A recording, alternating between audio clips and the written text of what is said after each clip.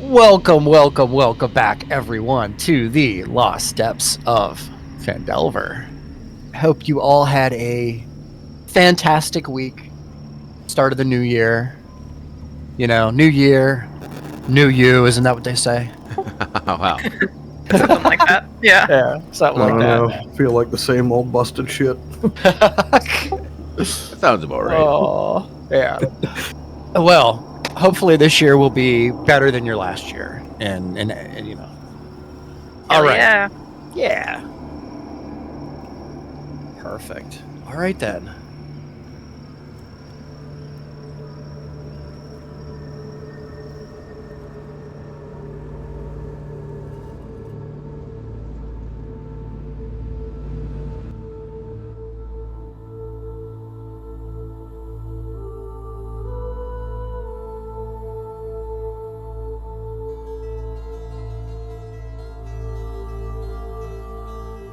With the ultimate goal of ending the monstrosity known as the Swamp Horror and collecting its black heart for the Croc Boss as the first of 3 tasks laid out before them, our adventurers continue to battle through the swamps of the Forbidden Reaches.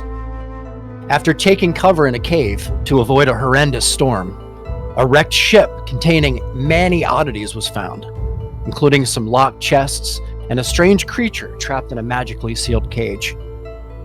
Ronan and D1 stayed back to inspect the chests, discovering one has a ladder leading down into an extra-dimensional space, the long hallway filled with unnatural sounds, as Brandy and Oliva approach the strange monkey-like creatures who have been relentlessly following them. The monkey creatures beckon for them to follow, and Oliva, Brandy, Bitters, Rummy, and Grumback oblige. Oliva's scimitar mysteriously morphs into an inconspicuous ring as Brandy, still holding the amulet of Athazar, experiences a vision within a corridor where a paladin is following a group of monks, stopping as a booming voice utters, "Begin the process." Hiking around swampy ponds to a small path, they are guided to a primitive settlement with straw huts and what at first glance seems to be at least 60 monkey-like creatures. The creatures point at Brandy's pouch, speaking indistinguishable language as an elderly female advances, seemingly genuinely happy to see them, leading them through several clearings with many more huts, while Ronan and D1 attempt to follow their path to catch up with the party. And that's where we're going to begin this evening. Oh, yeah.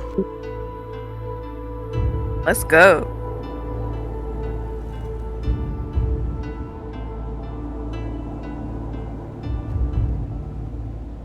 Okay.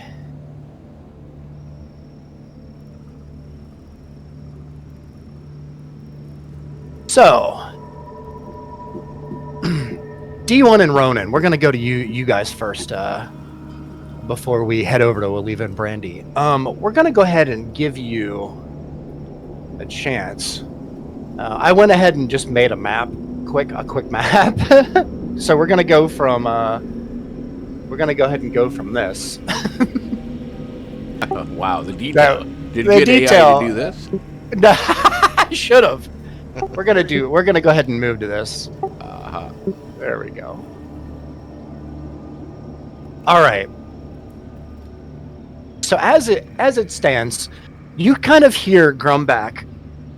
You hear you hear the sound of him stepping onto a branch before there is a snap, and then you hear him kind of move back as he kind of pushes your hand back a little bit. Ronan and D1, you look down at his heel, and without any kind of checks or whatever necessary, you can see there's only a couple of these plant creatures kind of close to the inner path here. You could probably squeeze by them. It just so happens that he stepped on one. Okay. What would you like to do? Grumback's kind of behind the rest of the party then. So he's in front of you. Do you see the map there? Yeah, I do. Yeah. For some reason I So thought- he's. yeah. Yep. So you all came from the south. See the red line? Yeah. So you came. That was your path that you took. Okay, so we're traveling technically with Grumback right now. Yes. Yeah. You're traveling towards the X to the northwest. Okay. Yeah, we'll just keep following. We'll try to avoid the plant creatures, I believe. So Grumback kind of, he's going to go ahead and, ooh, that's pretty good. It's a natural 20. He stabs down with his glaive right into the plant creatures, like right into the pedal, and it absolutely just decimates the middle of the plant creature, and it releases. As he kind of steps back for a moment, he looks back at you, and you can see the look on his face is just more of annoyance than anything else. As he kind of takes his foot, he kind of moves forward a bit, takes his foot, and he just crushes the one in front of him, like it's just nothing. As well as the one next to it. We're just gonna do this. These are smaller ones, and kind of looks at you all as he kind of shrugs his shoulder a bit and like edges you to follow him. Yeah, we'll keep following. Just give him a All thumbs right. up and start following. Yeah, perfect. So as he kind of moves forward, you're starting to realize the sheer size of Grumback, compared to those of the monkey-like creatures, a little bigger than what they were used to seeing, and you can kind of see him, kind of as he kind of moves a little bit ahead of you here, and you just see him crushing stuff on his way up the pond here, just as he continues forward here, and you find your way easily enough. And D1, as it stands, before you get too far, you see the path here. You remember with your 12 history check from before. We're gonna let that carry just a bit. And you remember the path. You remember the dirt path that kind of leads downhill a bit. There's a bit of a slope that leads to kind of like a single shack, like an outpost, as it were. As you kind of move forward here, do you just kind of want to continue moving forward? Is that what we're doing? I think we're basically trying to catch up to everybody, so we'll just keep Sure. along. Yeah, perfect. Okay, so as you move forward here, you take your time, kind of through parts of the shrubs that kind of stick out a little bit far into your path here, but you make your way easily enough to.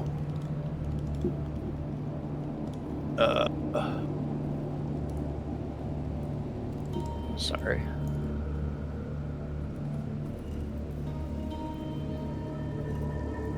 To the path, to the shack that you remember seeing before, through Rummy's eyes, as you kind of all make your way here, and you see that the heavy traffic kind of leads you around the river here.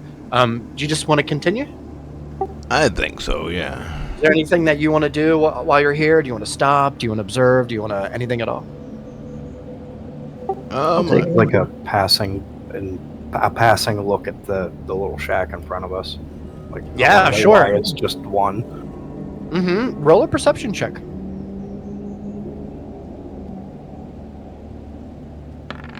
I don't know. Weird, right? Yeah. I don't know. Who knows, man? It's a shack. Yeah. Fucking weird that it's just one. Yeah. Could be a hermit's house. It doesn't look like anybody. I don't know. I got nothing for your natural one. I'm sorry. So you Oh continue shit, that's a on. big spider in the corner. That's right. It jumps on you. No. You continue on through the path here. The path kind of gets narrow for the two of you here. You see that the traffic is moving in a very narrow spot, kind of a good 3 or 4 feet away from the edges of the riverbank here, as the river kind of widens a bit. How do you want to proceed? I think we'll continue letting Grumback lead, I guess, and follow him. Well, he's kind of stopped at the moment, looks at both of you, and says, your little friend, his perspective could be quite useful at this juncture.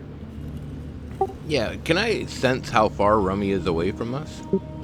That's a great question. You could look through his eyes at the moment if you'd like. Yeah, I think actually I'm going to call Rummy back to us. Oh, you're gonna do that? Yeah. You can and totally do that. Yeah, and then So- we're gonna sort of see where he comes out of. Sure. So as you all stand here, Aliva and Brandy, you hear the little electronic noise of Rummy's little wings, if he even. No, he as doesn't you- have a wing. he doesn't have a- He flies like a shark. Oh, sorry, he swimming through the flies air, like yeah. a shark.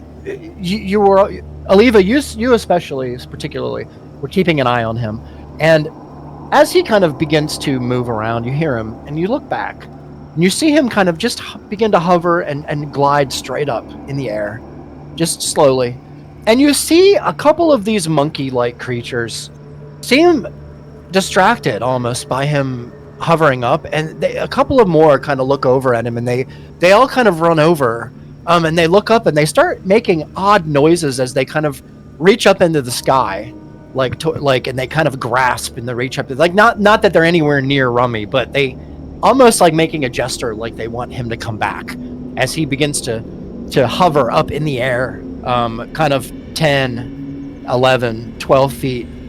It gets a little higher. You all observe just his all of these creatures kind of and their actions here. As Rummy gets about 50 feet up in the air, you can see the canopy is quite high here, D1. As you see the river itself, that kind of you suspect is where D1 is in the little shack. Although you don't see the shack itself through the canopy, you see that the river kind of leads a little bit south.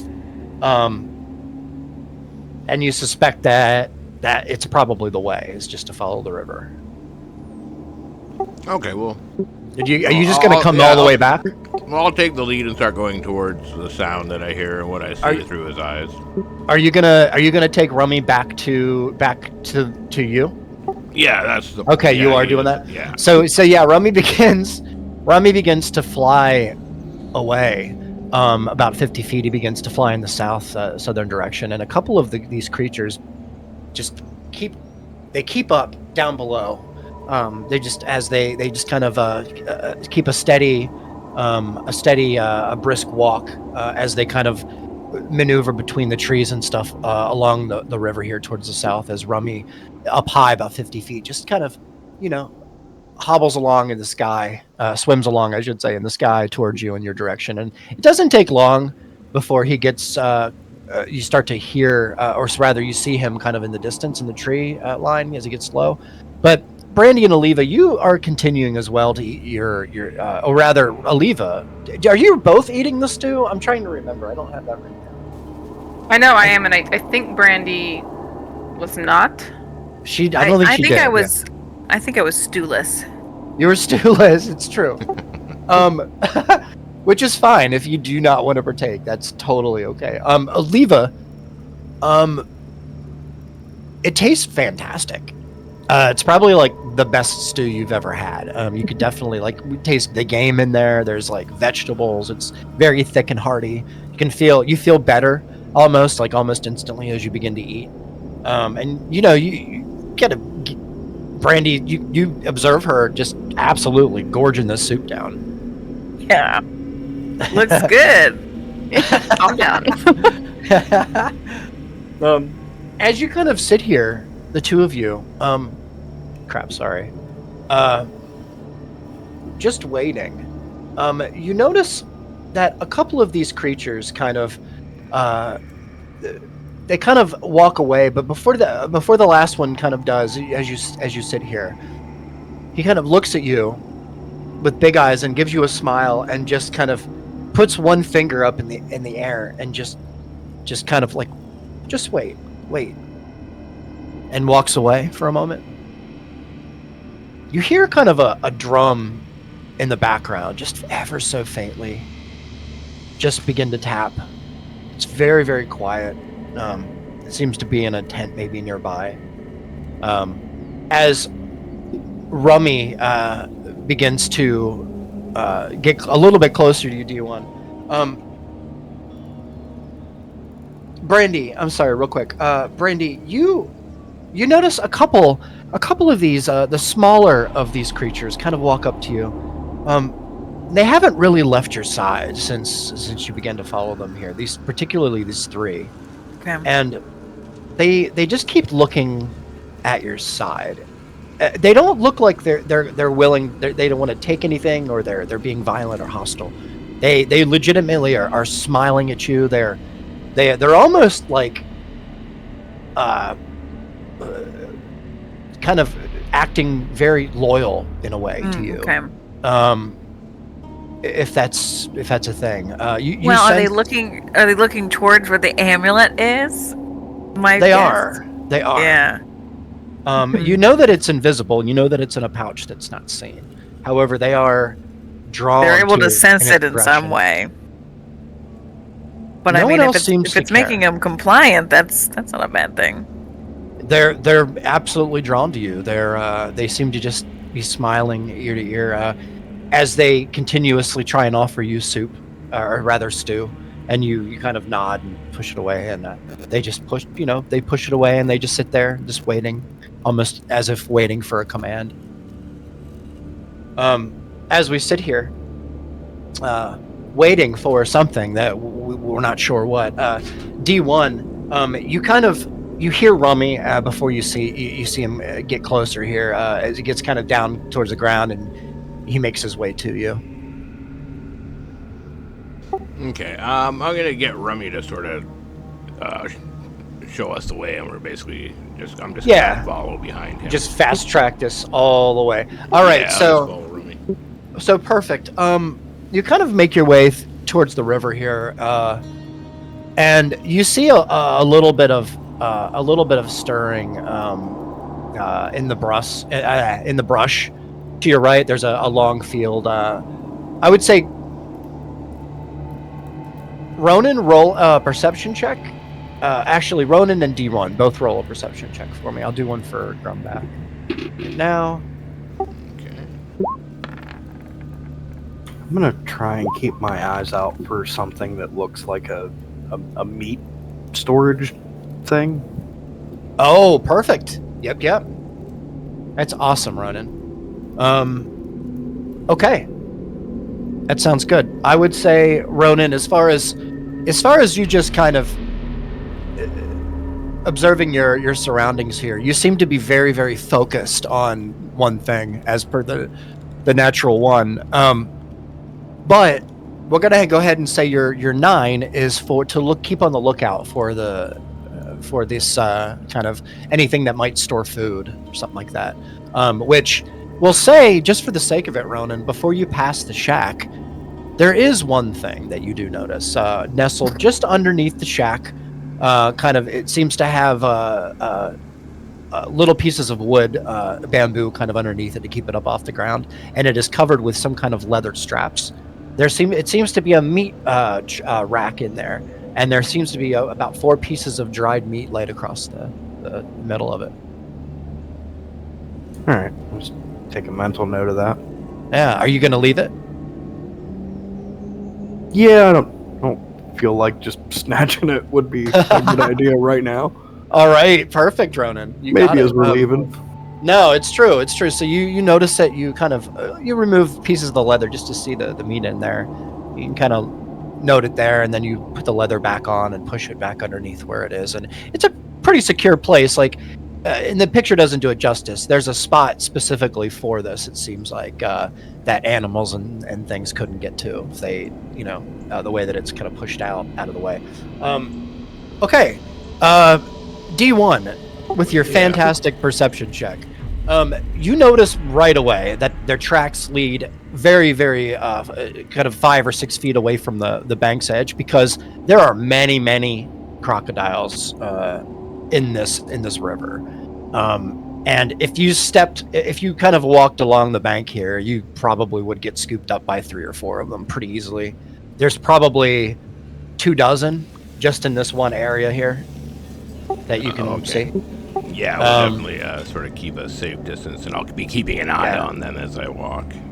Yeah, sure. You're about 100 yards from the shack at this moment. As you continue on, Ronan, you kind of follow, I assume, and you kind of Grumback is with D1 at the moment, so you're kind of a little bit behind Ronan, but you kind of make your way forward. Do you just kind of make your way with how do you want to proceed here?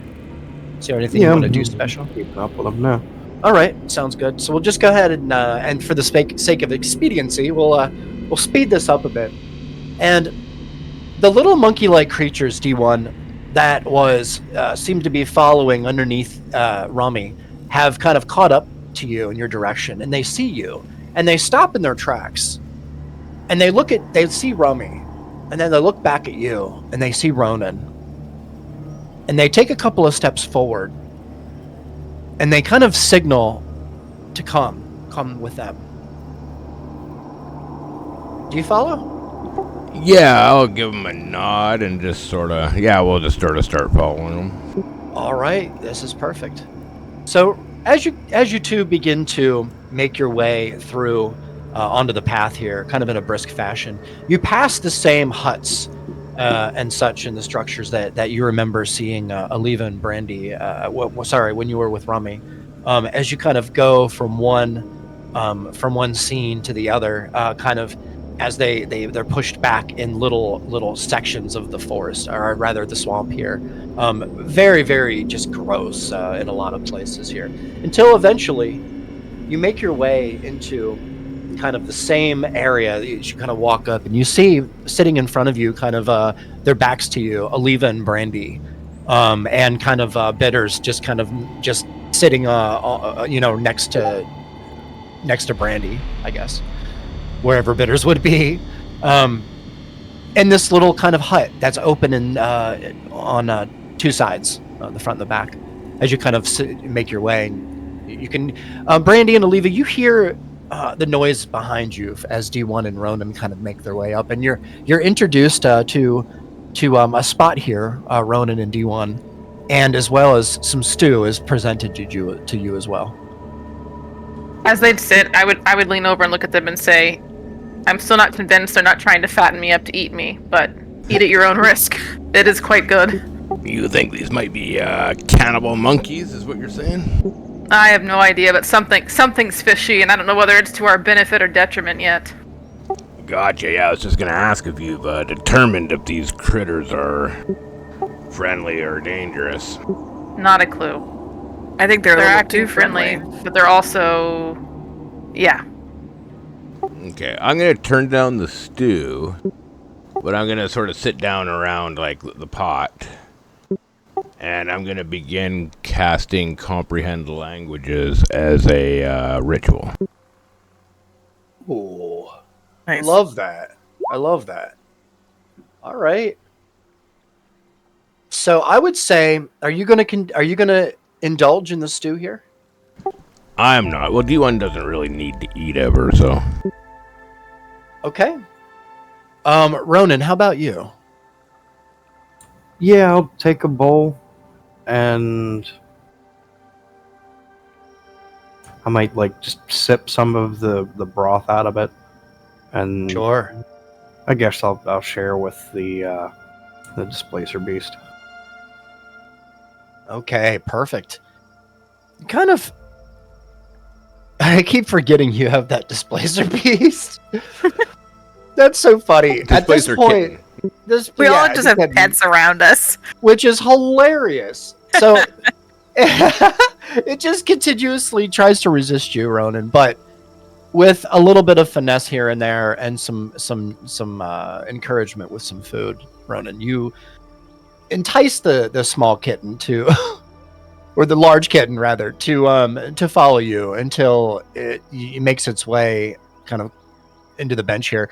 A couple of these monkey-like creatures you can tell are quite uncomfortable by its presence, as it kind of as you kind of sit here looking at this stew that they just absolutely are trying to push on you, and it seems as though there doesn't seem to be any malintent here, any kind of ill manner. It's more of a welcoming kind of thing. But Ronan, you do notice one thing. There's still this feeling in the back of your mind. It's like you're not by yourself. It's like you're being observed. It's like you're a star. You're the star in a play, or you're being judged by everything you do. It's odd. It's an odd feeling, Ronan.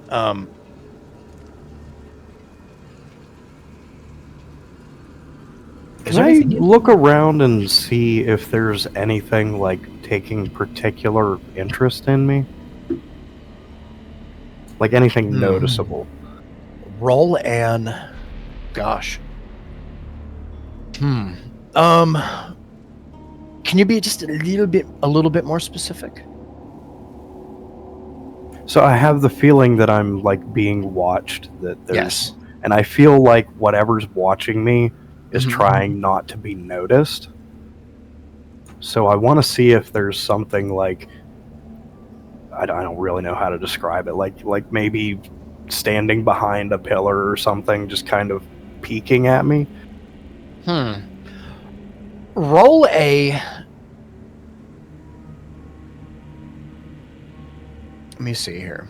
I was just gonna say perception, but it is a little different. I'm gonna say this is gonna be really weird, but roll an insight check for me. I was kind of thinking insight. Nice. Fuck. What do you get? An Purple 8. dice are not on tonight. They're not on tonight. I'll tell you what. I'll tell you this. You don't get the feeling that whatever this is trying to keep away a secret from you. It's more like, how do I even describe this? It's such a weird thing to describe. The only thing that you can think, Ronan, is this might have something to do with it could be anything. It could be your weapon. It could be the parathis. It could be that mark on your back. It could be your connection and closeness to the amulet. Could be a number of things. But I don't know. It couldn't be. I mean, it could not be as well, right? You know that you've had it since you got your glaive back when you resummoned it. Okay. Does that help? That does. Okay. Perfect. All right. Well then, at this moment, is there anything that anyone would like to do before I move forward here? You're kind of in a cool situation here. You want to take it in and do whatever you'd like. Yeah, well, I got a good 10 minutes of casting Sure. my ritual. And as you continue to cast your ritual, D1, there's about 7 or 8 of these creatures, and they keep getting closer, D1. But then another monkey-like creature, that's one that seems to be a little bit more decorated, a little bit better garments and such, necklaces, bracelets, kind of comes up and yells some kind of odd jibber jabber to them, and they kind of all move back, and they look a little sad and scolded, but they all kind of move back a bit, as they all kind of just want to be close to all of you. But they're all kind of being kept at bay to kind of give you all space, as you can see that the group is gathering all around the particular pavilion that you're kind of in at the moment. And it's just in the. I wish that I had a better visual for you, but theater of the mind. If you're kind of, nice. If you're gonna all imagine just being gathered around this kind of central fire pit with a kettle on it, and all of you are sitting around it, and there's about 4 of the monkey-like creatures that are sitting with you on the opposite side on some logs that are turned over, and behind them, about 2 or 3 feet back, is where the rows start of the monkey-like creatures that are just gathered there watching you, being very quiet and very still, just watching you, observing. Brandy, as I said before, there's a couple that are beside you that are real close, and they're the ones that have been watching you the whole Sure. time. And they've been kind of allowed to be by you. No one's really instructed them or scolded them for being too close, but there's 3 of them. And as soon as they get your attention, Brandy, they draw down in the sand. They point at you and they smile, and they continuously draw little sketches down in the dirt. What they be drawing? Do you want to see? What they got for me? Better not be like me decapitated or something. Just me lying there dead with X's fries. So in story character info, down in the dirt, that's what you see. I don't like that.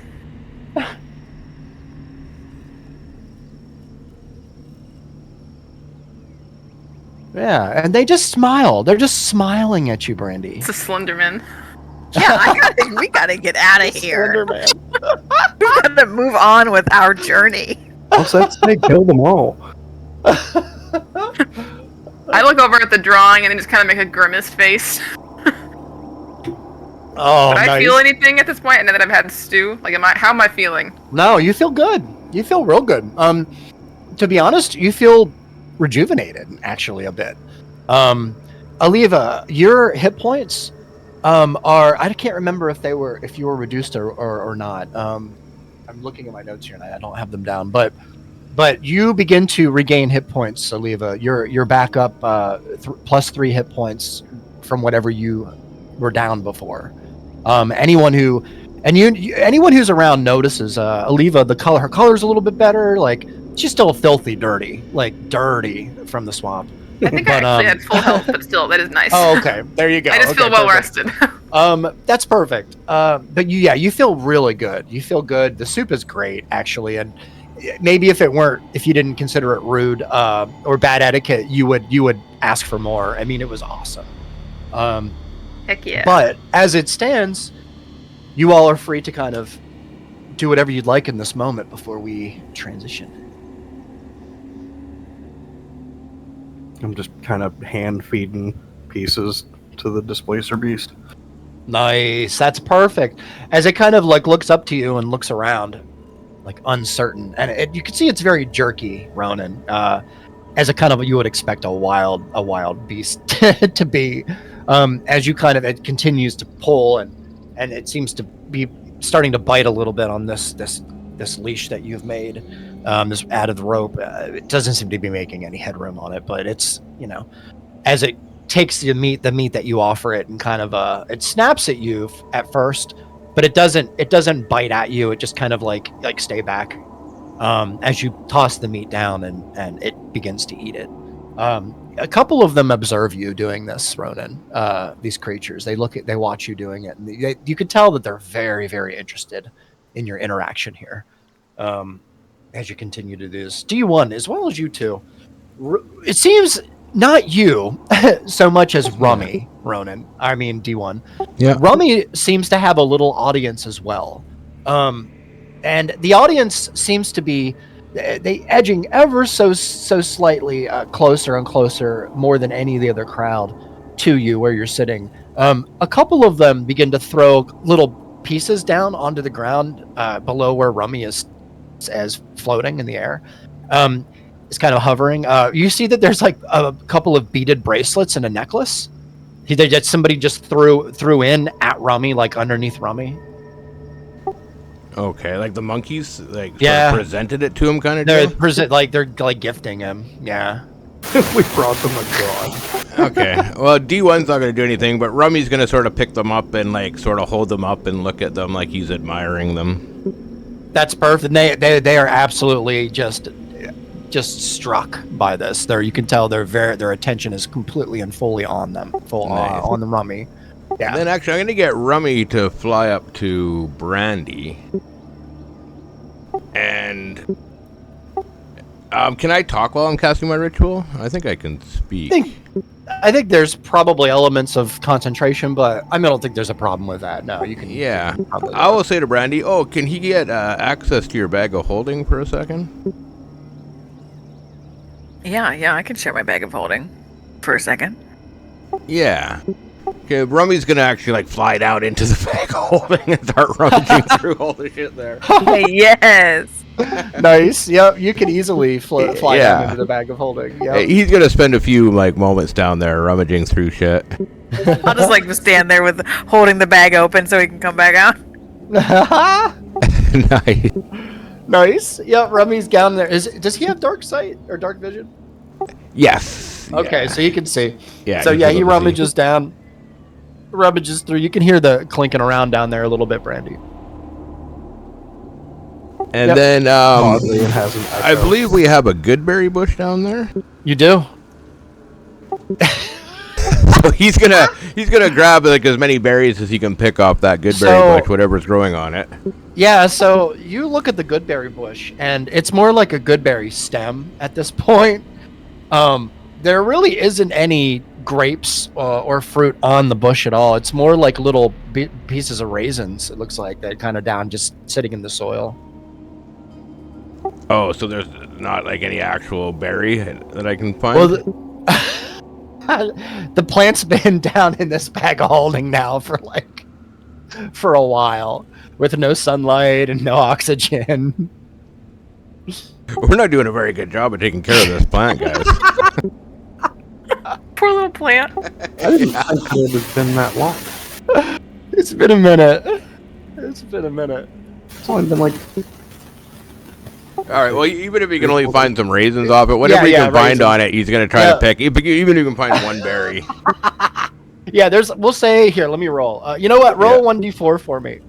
All right, 1d4. Yeah, 1d6. I'll be nice. All right.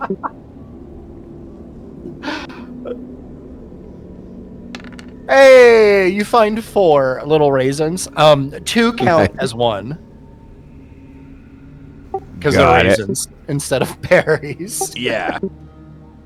All right. So he's gonna grab those. He's gonna fly out, and he's. But just write 2 good berries just to make it easier. Yeah. Well, I don't have to write them. Yeah. I'm not gonna hang on to them. Oh, you're just gonna you're just gonna hang. Yeah, you're just. I'm gonna fly up, and I'm gonna give them to the monkeys that I think gave me the thing, and I'm gonna sort of present the good berries to the monkeys. Oh, got it. Yep, got it. Okay, so that's amazing. So you kind of regurgitate the good berries back up, and you hold them in your hand. Yes, and you. Yeah. Okay, perfect. And you present them to a few, like, to the creatures that offered you the necklaces, and they reluctantly, but they do. They pick one out, and they smell it, then they lick it, and they look back up at you. And then they put it in their mouth and they start chewing it. And you can see the smile just starts to build. And then there's a moment of bliss for just one moment. And then it looks back up at you, and then you swear that you see a little tear run down the eye and the cheek. Rummy's gonna give him like a super weird, awkward, metal toothy fucking shark smile. That's great. Oh man. As soon as this happens, you hear a little bit of like a ha, ha, ha, coming from kind of the other direction away from the pavilion here. It seems as though there's a much larger monkey-like creature that seems to approach you. He's a little different than the rest, a little bit more human than the others. Almost here, as actually I could just show you.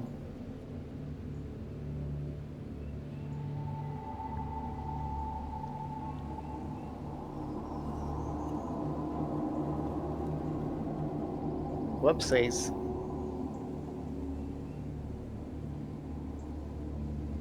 Okay, give me 1 second.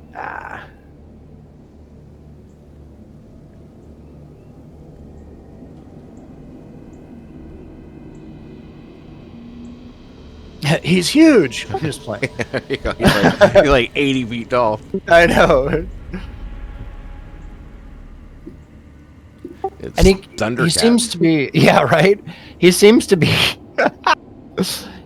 decorated, just absolutely, just adorned with just pieces of feathers and beadwork and little pieces of gold, little gems here and there, piercings. There's tusks that are sticking out of the mouth here that you can tell are not part of his mouth and teeth. It's like a piece of jewelry or something to these people. There, a bunch of them have it. Like the higher class seem to be some kind of a mouthpiece or something. It's very odd. This one in particular, his face seems to just have markings all over it, deep black markings. It's hard to tell if it's charcoal or if it's paint or if it's just part of his skin, like a pigment. His ears are pointed, full of piercings, from what you can tell. Just many different shapes of metals, pieces of this and that. There's bone, and there's a couple of things you notice about this character. This is all without a perception check. This is for all of you. He has a neatly trimmed beard, a very defined cheekbones, kind of high, that lead down to kind of like a really pronounced mouth. Very, very strong looking as he stands upright, kind of has a very thick kind of white and black fur kind of shawl kind of wrapped around him with kind of like a big silver clasp that you can only assume was salvaged from somewhere, as well as some other pieces of jewelry that kind of hang down off of his neck kind of real low. He kind of makes his way slowly up to your direction here, and kind of leads you back, like signals for all of you to stand up straight and follow, if you choose to. D1's gonna speak to him, and basically I'm just gonna say, do you speak common? In common. He says, smart, good, follow. Do you follow? Where are you taking us? He just points just next door. Here, I'm just gonna switch this because this is what I should have did before. There you go, bam. Nice. So you all kind of make your way into this little room here. We'll just say you already did this for the sake of it. And you see, wow, let's just take a moment here, guys, out of character, to indulge in the fantastic work that AI has done of building a fire on a carpet. That's right. Very unsafe. It's a fireproof. These guys aren't very fire safe. They're risky, not. you know? Pretty The great. swamp keeps it wet enough. I love it. Anyway, okay. This is great. As you kind of sit here for one moment, this person kind of in front of you here, who you can only assume is like the chief or the person in charge of this tribe here, and you all observe for a moment all of the creatures just surrounding the tent in all directions here. The large bonfire in front of you just begins to crackle. You can see the embers kind of floating up towards the opening up above you. The air is thick with the scent of smoke and just the damp earth below you.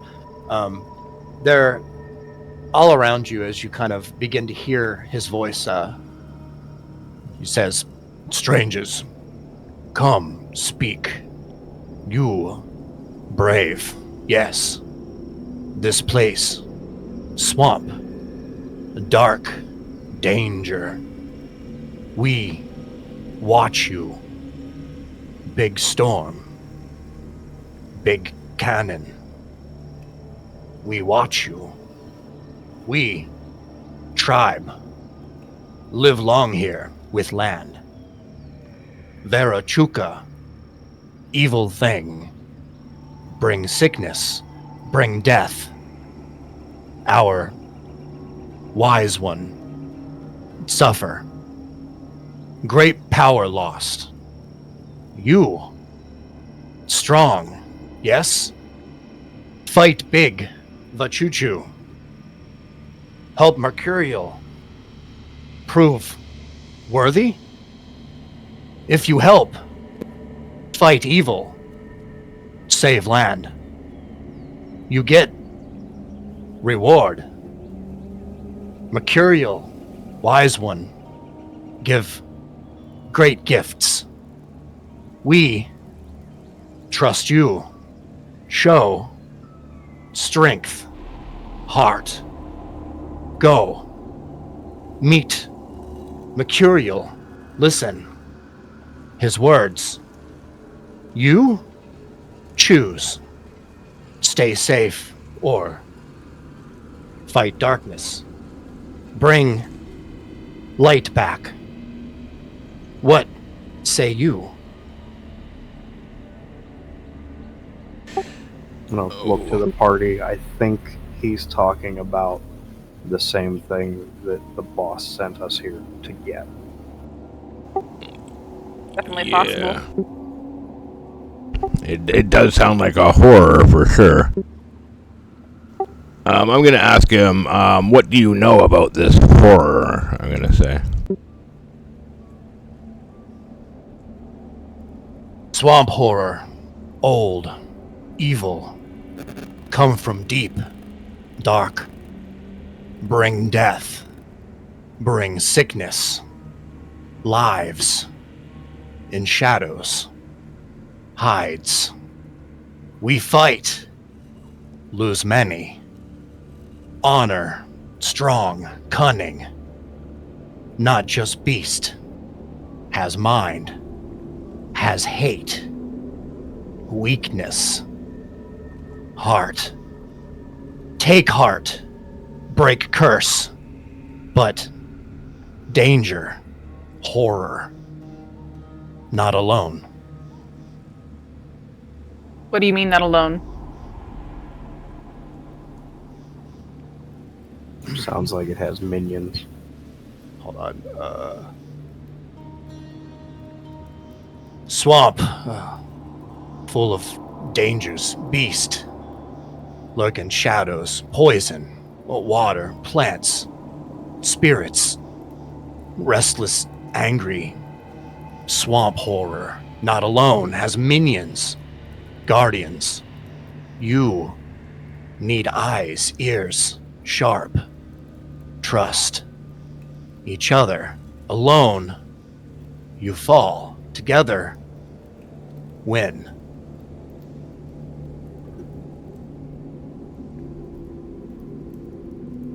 If you can lead us to this thing, we can confront it. He kind of looks Agreed. at you. You meet Mercurial. We talk.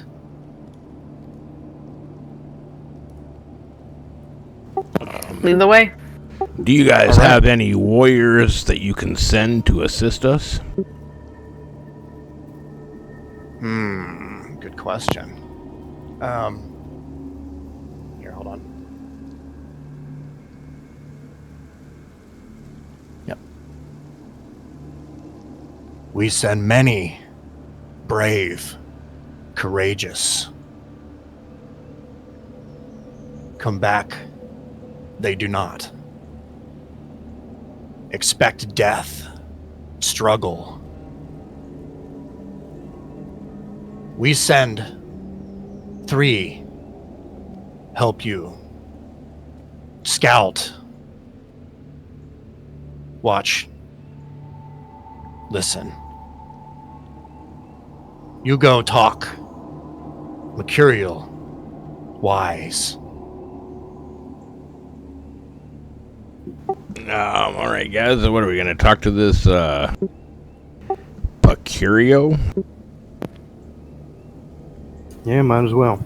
I mean, if it's the same swamp horror, then we might as well get more intel and maybe even some backup or extra supplies before we face it. True, and I mean, the sooner we can take care of this thing, the sooner we can get out of this wretched swamp. Mm-hmm. Yeah, so okay. So as you kind of begin to make your you stand up and you make your way through some of the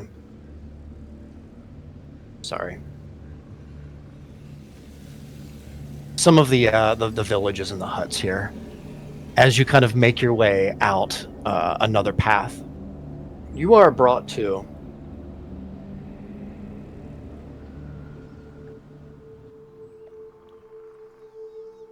as soon as you reach around and see the clearing in front of you, you see him, a incredible sight standing before you, laying in a pond,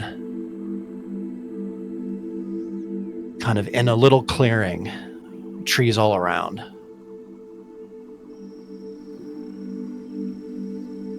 Oh, damn. A very large dragon. He's absolutely brilliant in his stature, kind of as you kind of walk around the clearing here, and you see him laying in his pond. He doesn't seem well, however. His scales are dull. He is very thin. His wings seem curled in spots. He absolutely seems old as you can imagine, but he doesn't seem well. As soon as you walk a little closer to the pond here, you notice that there are shimmers in the waters. Purples, blues, greens.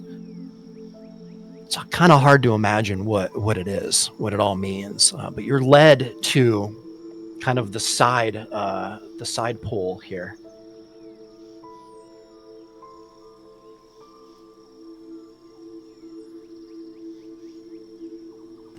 Interesting. As you see in front of you, there are kind of bones sticking up through that, which you can assume are probably offerings given to this dragon by the monkey-like creatures to keep it fed, maybe. I kind of just mumble under my breath, like, is this who we're talking to? I don't know. This looks sketchy as fuck to me. You kind of just wide-eyed and slack-jawed. You kind of look in front of you here, and as you approach the tranquil yet eerily shimming hot spring, you see the ancient gold dragon. He's resting within it. His scales, like I said, it's dulled seemingly by illness. Still bear a faint glow as he lifts his head slowly, regards you.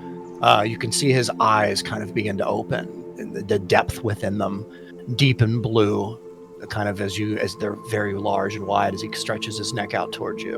And he says, "In ages past, my wings graced the skies, and my breath forged paths of light in the darkness.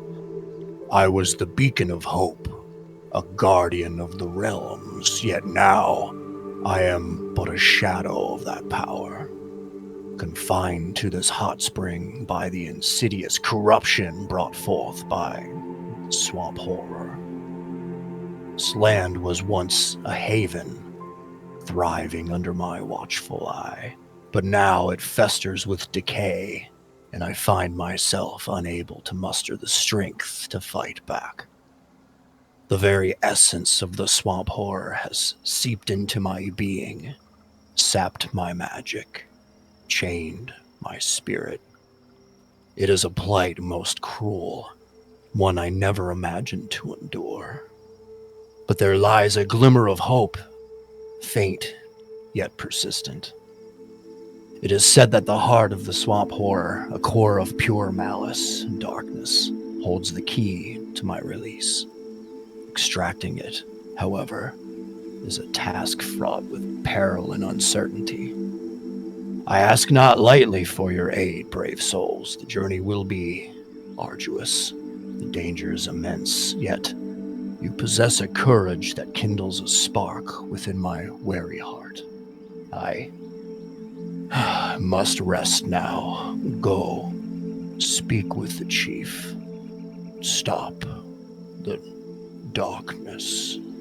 He kind of lays his head down low into the water and curls back up, and you see him kind of begin to breathe more shallow as he closes his eyes.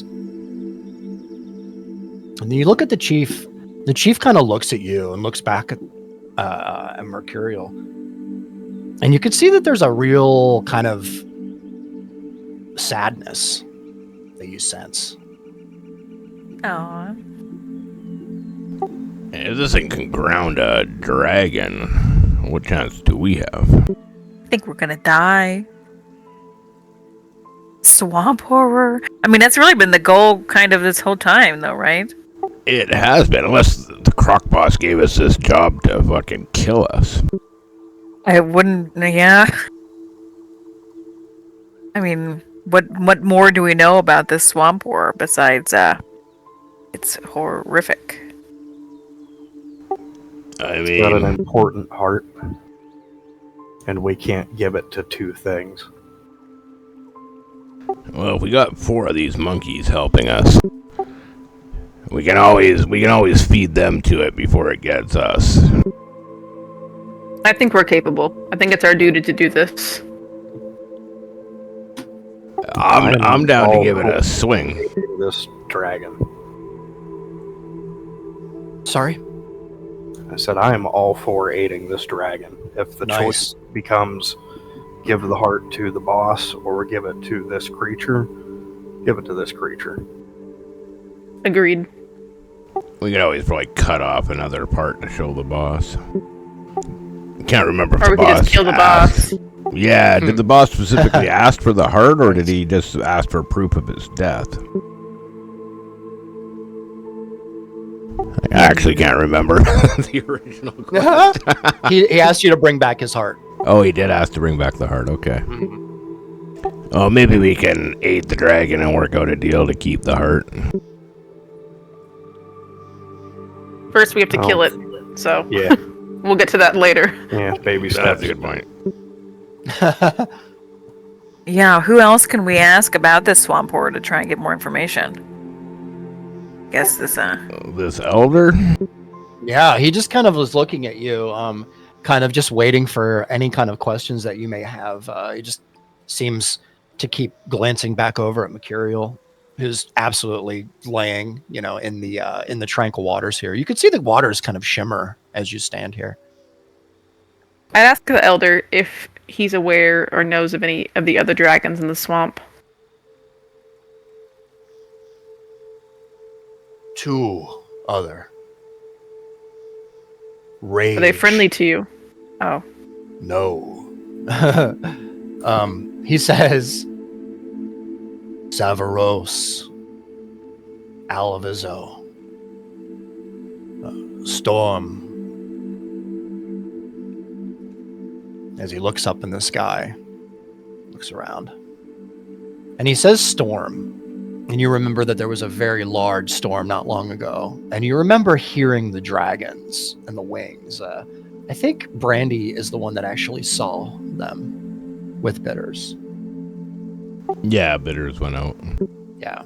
And you get the sense that there's probably some deeper story here, but what you're getting is that there's 2 dragons, whatever they could be, that are maybe perhaps looking for Mercurial. But Mercurial is here, kind of seemingly safeguarded by the hot springs for the moment. If they're so hateful, I mean, this may be biting off more than we can chew, but I'd be curious to know if we could think of a way to turn their rage against the swamp horror and actually have them fight each other. But that may be too complicated. Greed drives riches, power. Hungry for that only. There's an old proverb: "Do not meddle in the affairs of dragons, for you are crunchy and good with ketchup." Yeah, I don't know what's a bigger hill to climb, dealing with dragons or dealing with this horror. The dragons might be out of the frying pan Yeah, into the I fire. feel that the horror is less of a mountain, more of a molehill in comparison to fucking dragons. Yeah, we'll try to just bypass them altogether. I think that would be for the best. I'm gonna ask the dragon if he knows if the horror has any weaknesses. The chief kind of looks over at you and looks at Mercurial. Mercurial's just, you can tell he's just resting, very weak. And the chief looks at you and says, swamp horror, hard to kill. Fight smart, not just strong. Use light, use heart. Horror hates flame, hates magic. Work together, stay strong. Look for heart deep inside. Destroy heart, break curse. We guide you to ruins, show path. Brave, wise. You can win. No, I'm confused. Is the heart in the monster itself or in the ruins?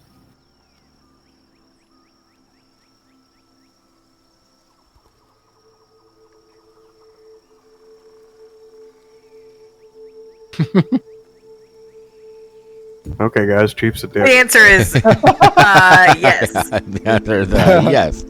He looks at That's you. correct. I'll tell you Just a what. I'll tell you what. The heart is part of the creature. Okay. That's what you know. That's what they know. That's what we'll say. Okay. We'll gather and arm your warriors that you can send, and That should have said take heart, by the way, not destroy heart. Sorry. take heart. There you go. Whoops. Yeah. And I guess, can you draw us a map to its location? Great questions. These are all great questions. He says, "We guide you, show path. Rest How first. far? Ah, Half day to ruins." Okay, I mean, I guess we could take a camp down for the night and leave first thing in the morning. We kind of just rested in the cave, but Yeah, you could do whatever you'd like. If you want to urge him to go now, you can certainly go now. He actually looks at you first and says, "You, long day, long night, find yourself. Drink. Go on journey. Become stronger. Fight horror with strength and brain." He looks at you, all four of you, looking for approval. and so you're suggesting that we take a rest first before we go? He's suggesting that you indulge in a spiritual journey tonight. yeah, I think he wants to give To us get a high. powwow. Yeah. There you go. So smoke them Yeah. peace pipe. You take inky blinky spooky boo boo juice. There you go. No, really. Here. All right, on. we'll agree because I think hold on. he's trying to help us. Ready? I'm never one to turn down Horizon I was gonna say expansion. this one might be one that I pause on. I'll take the stew, but this I'm like, I don't know. There you go. Inky, blinky, spooky, boo boo juice. Nice.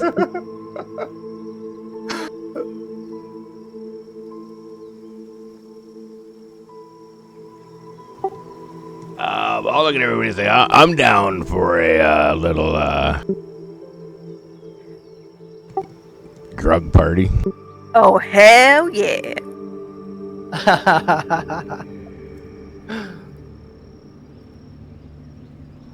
All right, perfect. So, with that, we're kind of gonna leave Mercurial here, and we're gonna head back to the tent. And you notice at this point there are a couple of them kind of already there, kind of gathered around. Wow, that's not the picture I meant. Whoops. There you go. It's better. All right, cool. This is a very particular tent. Seems to be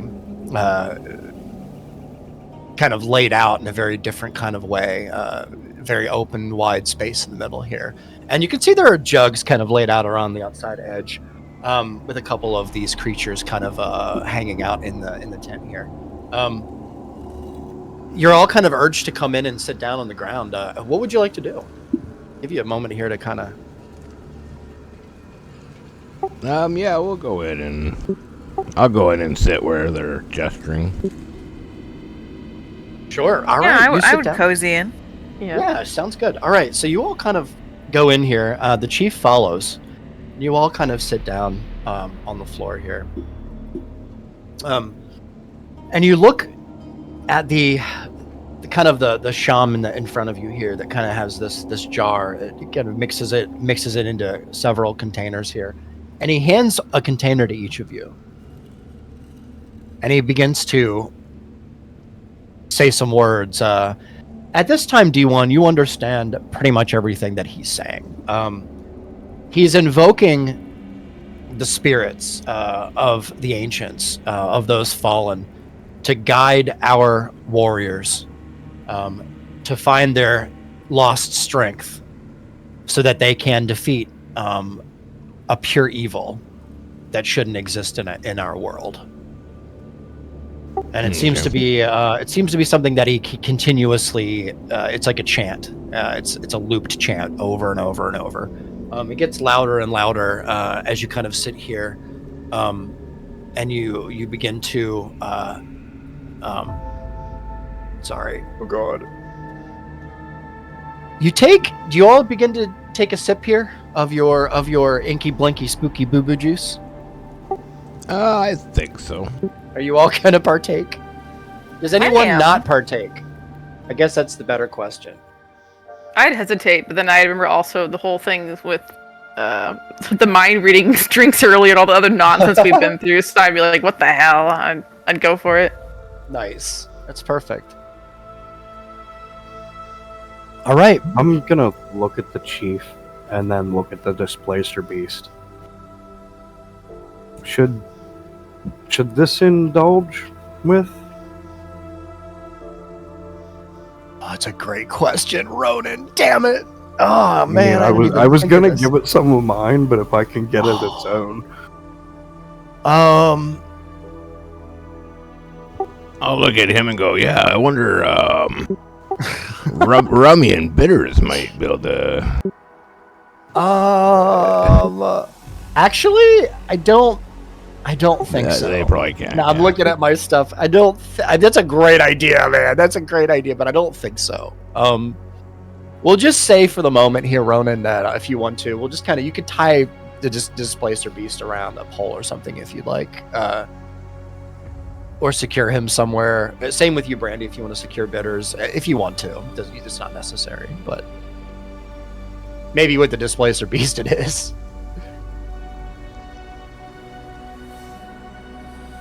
Yeah, it might be a good idea to make sure it doesn't run away while we're tripping balls. Yeah.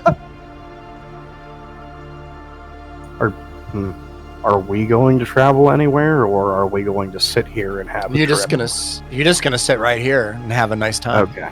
Then I will just keep a hold of the leash, I guess. All right. Perfect. So, we're just gonna pretend that music wasn't playing. Okay, here. I'm so sorry. I relabeled some of my stuff, so I'm like, where's my tribal stuff?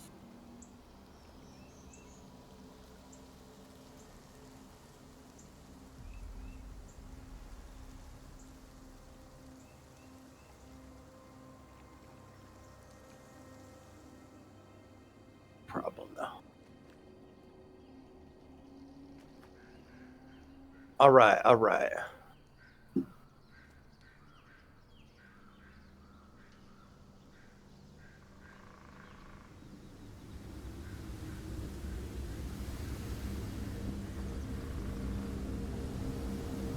Whoopsies.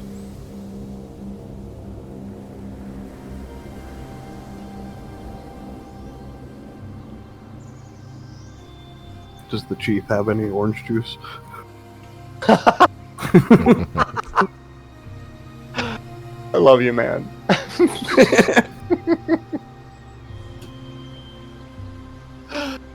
Oh, Lord. Okay. So, as you begin to drink, sip, you realize very quickly that this inky, blinky, spooky boo boo juice tastes quite good, actually. It's sweet. It tastes like fruit of some kind. You're kind of ignoring the little thick bits in there from time to time that you experience when you drink. It's like you're drinking like a slushy with pieces, like a fruit drink that with pieces that haven't been completely ground up. But it's all right. Just a little bit of texture as you begin to drink here. You notice the world around you begins to change for each of you. D1, you first. As you sit here, looking across at your companions, normally you don't really care about anything like this. You don't ingest. But for the sake of D&D, Yeah. we're going to go ahead and just say that you do experience this. It's Yeah, much. I can still drink like alcohol and stuff. Yeah, you still get affected, right? So Just half affected, because resistant to poisons but not immune, right? So gotcha. All right, let me second here. Oopsie. Places. See coastal. Da-da-da-da. Sorry.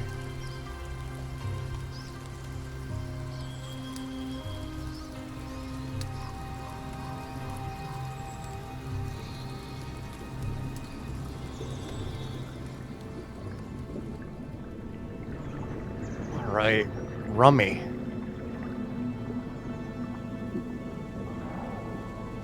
oh damn. Rummy, you were taken to an underground scene of sorts. Rummy is or D1 is? Our D1, sorry. I was Like, wondering. what did Rummy do? I know, what the hell? Rummy's the star now.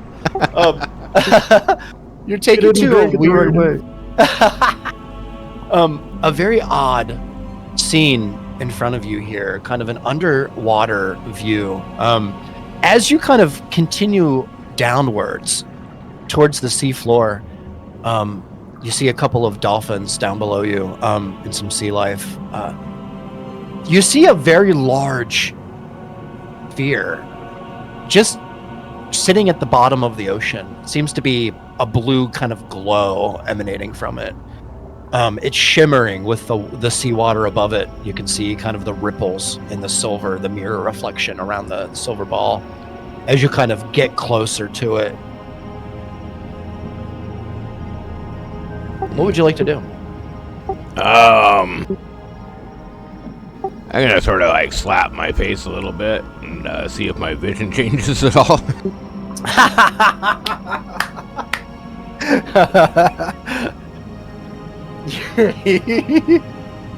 Sorry.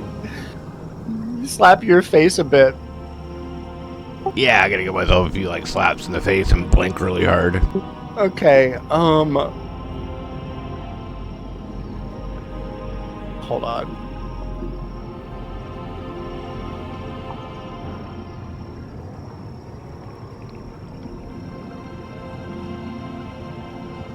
Shit. Sorry. Give me 1 second. You caught me off guard there. All right.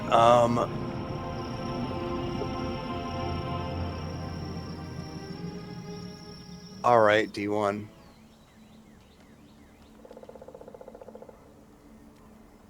Gosh, I'm so sorry. This is taking so long.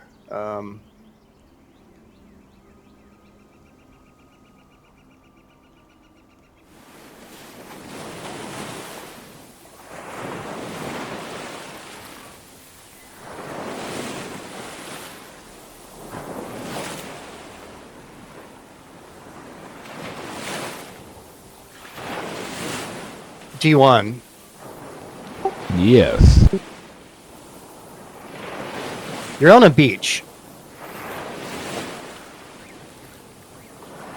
Does this beach look familiar at all? Roll a history check. History. Yeah. This is going way back, but this vaguely reminds me of a cave we hid in on, like, session 2.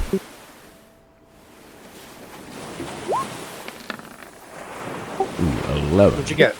11, that's good enough. Yeah. Yes, this is the shore that you all made your way to after the ship that you were on caught ablaze. And you had to make your way to How's shore. that for a memory? That's a great memory, man. Yeah, it's a good memory. Alright, I'm just gonna sort of stand there and look around. Yeah. Roll a perception check. Is there anything you'd like to do while you're here? Like, it's just very odd. You remember being here, but your companions aren't here. There doesn't seem to be anything in sight. Oh, look at you. There you go. Jeez, man. There's a rustling in the trees, just to your south here. As you kind of look down in that direction. Give me 1 second here.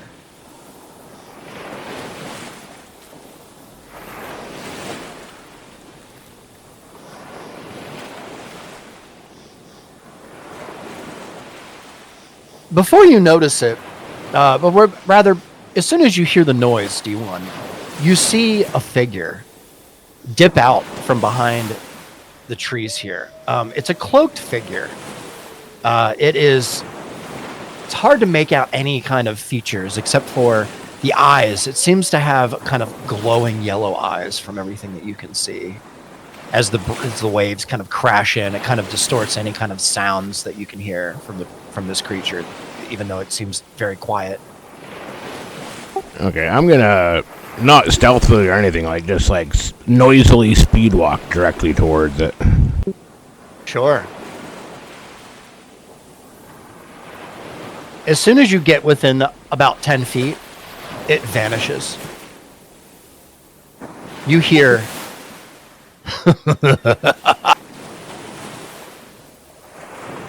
as it echoes through your mind, D1. You were brought to... I'm so sorry, I'm trying to do this quick.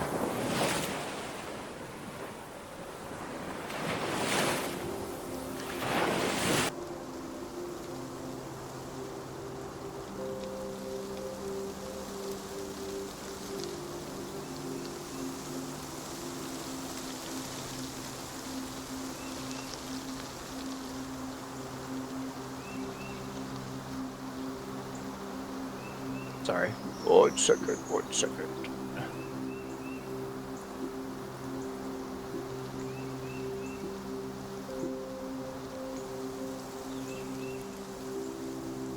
This is bullshit rigs! Sorry. Yeah, you're fine. All right. D1. The light around you changes quickly from bright to dark, and then you're brought to a place. It's almost like you're in the middle of the forest. It's very odd. You're not in the swamp anymore. There are trees around you. You can smell the grass, the rain from the night before, kind of all around you here. What would you like to do? Do I see any paths or anything that's like, broken branches or anything that looks like somebody's traveled here before? Perception check for me. That's a good question. Perception? Yeah.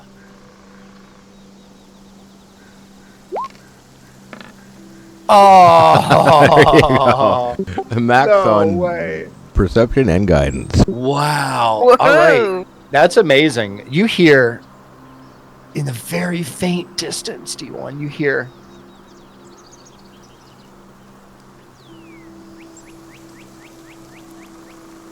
we could have saved them. Roll a D6 for me. D1. D6. Yep. As you kind of feel the air around you change. Oh, nice. 4. As you feel the air around you change, you hear growls in the bushes in the distance. Sorry, give me 1 second. Trying to do this quick.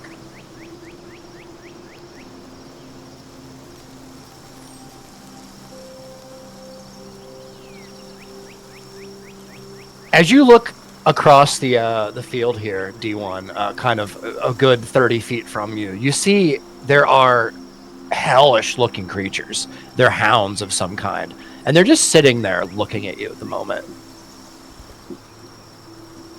We're gonna go ahead and go back to the group here real quick. Yeah. I'm sorry. No worries. We're gonna go to 1 moment. We're gonna go to Ronan.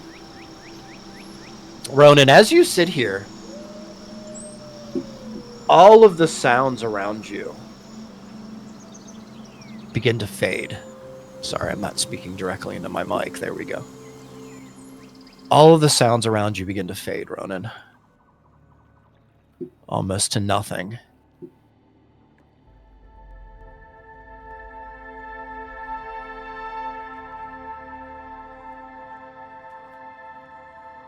You see darkness, Ronan. And then a bright light in front of you. There's a pain just for a moment. Your whole body, you can feel it. It's like you're moving through some kind of a field, an electric field. You come and you see it's so hard, but because it hurts to see, but everything is so bright. You see forms, Ronan, above you. They're distorted, hard to see, hard to make out, but it seems as though there are humans of some sort. 2 of them. There's a moment where everything feels great and good, normal, natural. But then, in the snap of a finger, there's a green light that instantly appears suddenly above you. You're bathed in green light, Ronan. You can start to see through the distortion as there are weird, odd words being uttered above you. A chant, a couple of voices. And then you see everything turns black, Ronan. Everything.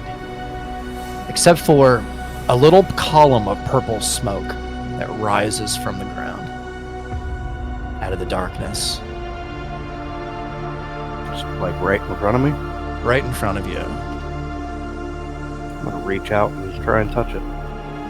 You do. Your fingers go through the smoke and they leave trails of emptiness through the purple smoke before they're quickly filled back in. You hear a voice, Ronan. It says, Obsfa Remoris is not fully awoken.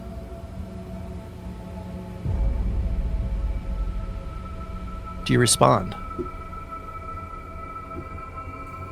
Yeah,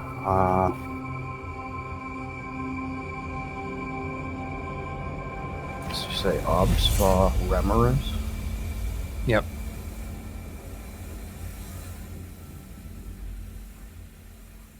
The connection is not complete. You hear the words echo through your mind, Ronan. How do I complete the connection? How do I awaken it? Essence. As soon as you hear that,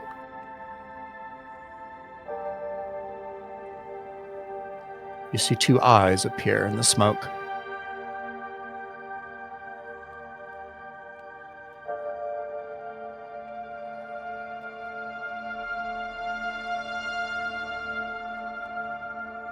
I just kind of tilt my head and stare at them. It looks like a nose and a mouth. It does. kinda I know. does. I That's know. Yeah, Just two dude. googly eyes. Yeah. You just take a moment to look at this, Ronan, this thing in front of you. It's very odd. You know inside, you know for sure you're being deceived in some way to see this. But it doesn't really bother you. It's weird to say that, doesn't it? It's almost comforting in a way. Is there anything else that you'd like to ask it?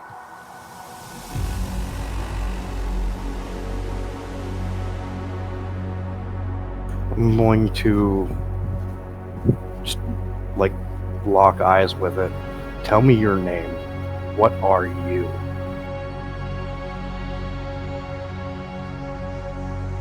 I am everywhere.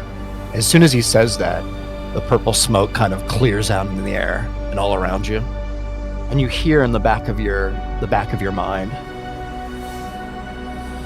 Zeal Grog.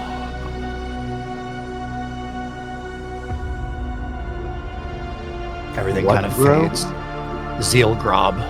Zeal Grob.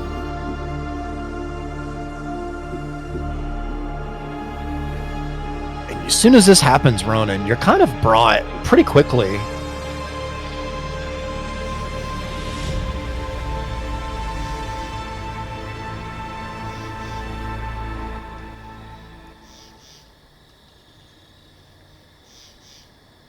Shit, sorry about that.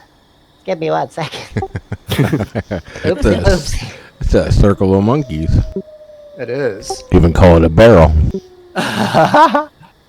Ronan, you see yourself kind of in the middle of a large sinkhole or pit.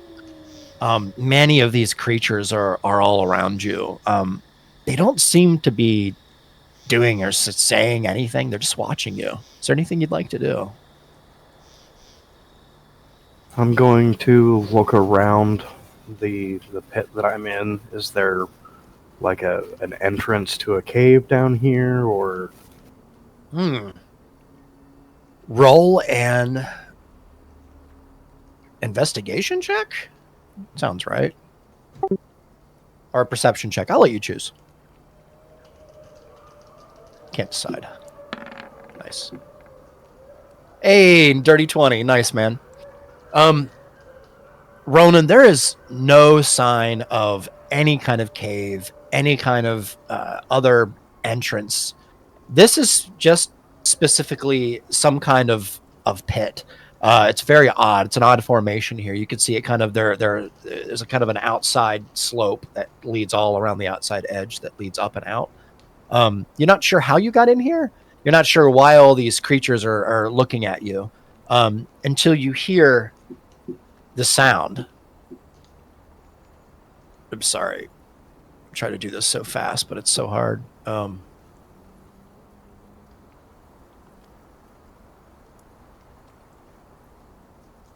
Do this.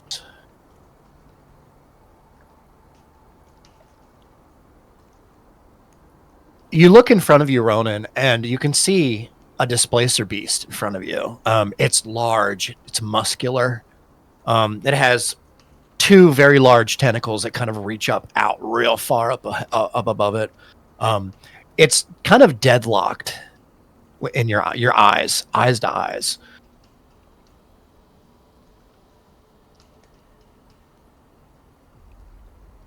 is that? I don't think I named it yet. Did I name it? I don't know. I don't think so. I don't think Yeah, so. I think so. You should name it though. Yeah, I'm still kicking around a few. Anyway, can I tell that that's like the adult version of mine, or? That's an awesome question, Ronan. It's an awesome question. I would say roll a... Gosh, man. Roll an insight check? Maybe? Sounds right. What do we got? 12. 12. I would say it's really hard to know, aside from a couple of little things, Ronan. There's a slash, a scar from the left side of the face all the way back to about the neck. Like this creature took some kind of heavy slash across the face, but survived. It also has like a mark around its left tentacle, as almost as if something happened where maybe possibly something tried to cut it off, or it's hard to say. There are some scars here. With a 12, the beast doesn't seem to want to be violent with you.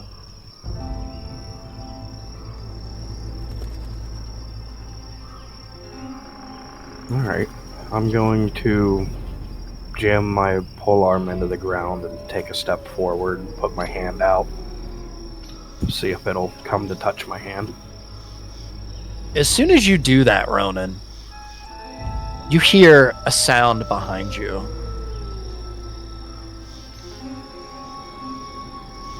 Oh, fuck.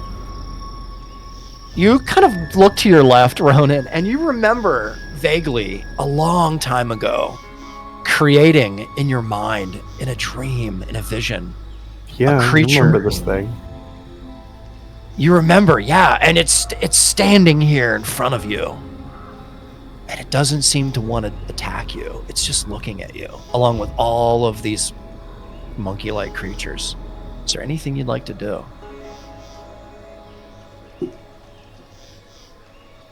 I don't really know what I'm supposed to do. I almost have a feeling like I'm down here for everyone else's safety. All right, we're gonna go to Brandy. I'm sorry, I'm leaving everybody else That's all right. on the hinge. It's great. All right.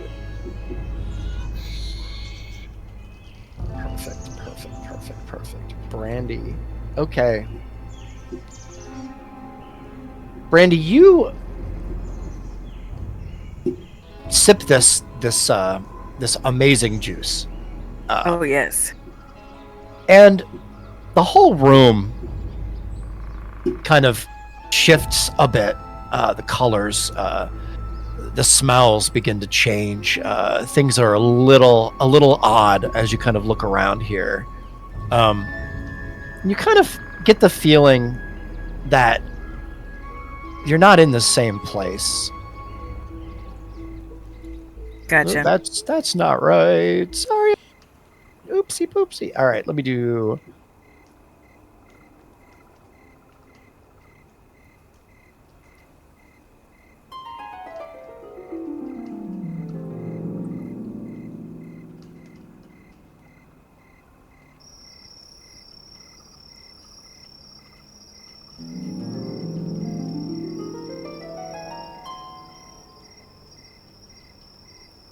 There are tons, Brandy, of different kinds of things around you. There are spears.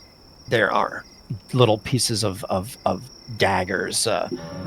There's seemingly pieces of little bags full of something, kind of near the entrance of the doorway here.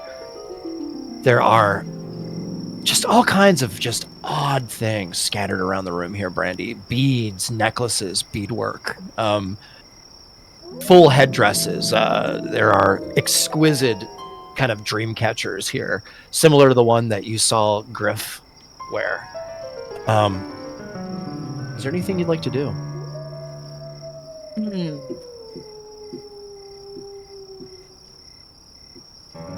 I think I would just try and inspect the room to see if there's something particularly like unusual about it. I mean, obviously we're in a dream sequence, but what stands out the most? Roll a perception check. Yeah. Or an investigation. I'll let you choose. Whatever you're better at.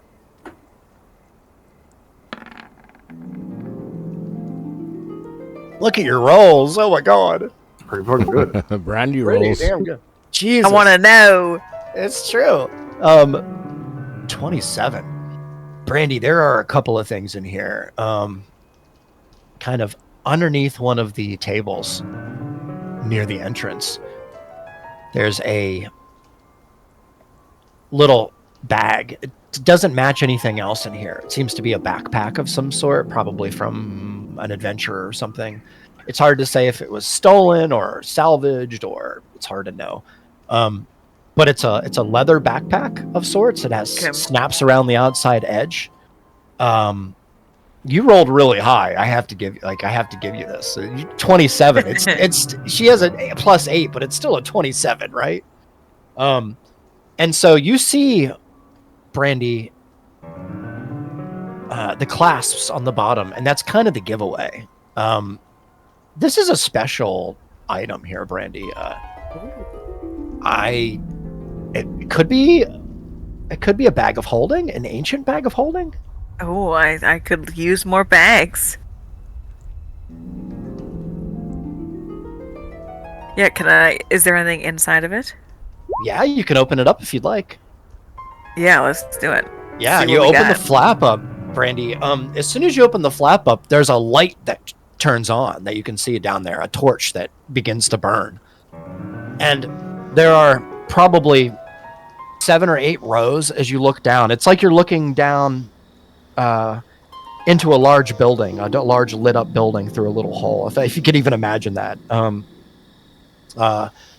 And there are rows of shelving units, and each row is just full of bottles and little jars with stuff in them.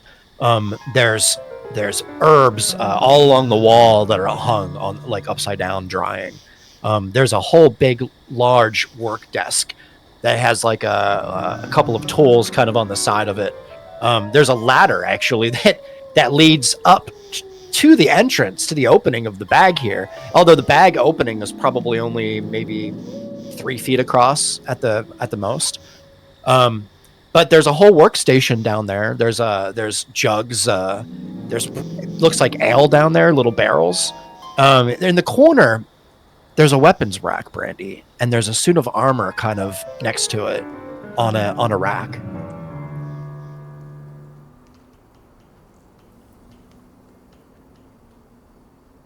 You could probably climb down in it pretty easily. Yeah, I was trying to decide if I want to do that or not. I mean, fuck it, why not? Let's go. Yeah, you're gonna climb down in the bag? It's perfect. You climb down. It's perfect. You climb down into the bag. You get to about midway before you realize that the room down here is much larger than what you thought. And all the way on the end is a door. As soon as you hit the ground, Brandy, you feel the ground is solid. The temperature in here is a little different. It's a little colder in here. The flames flickering.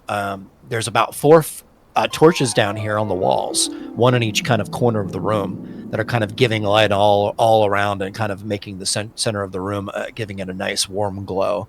As you kind of pass by each of the shelving units and observe the contents, you make your way all the way to the end of the room where the door is. The door is not even closed. It's just kind of cracked. Oh yeah, well let's go. You want to open that door? Yeah, Brandy, you open the door, and as soon as you open the door, the air itself changes. Hold on. Oh god. The air itself changes into into kind of like into a warm, moist, kind of damp.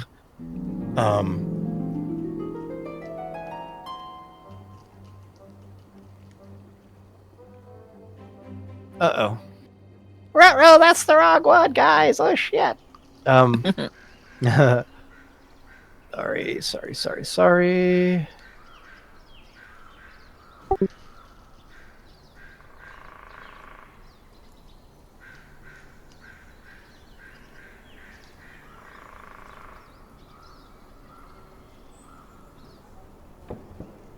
There we go.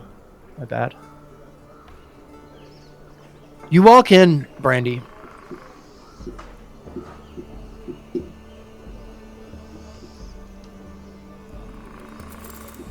Sorry about that.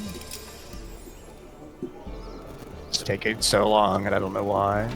The site's very laggy tonight. Okay.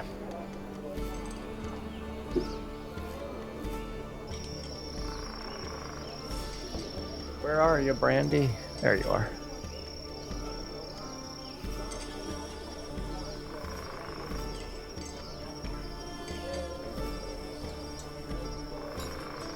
You walk through the door, Brandy, and you come to kind of a familiar place here. As you walk in,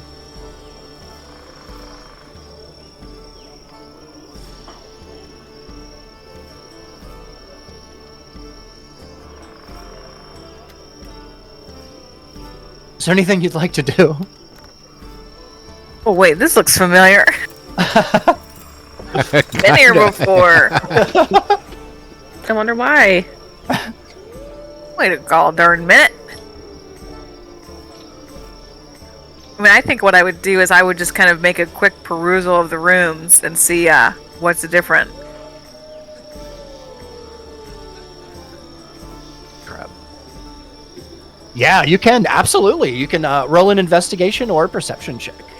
Yeah.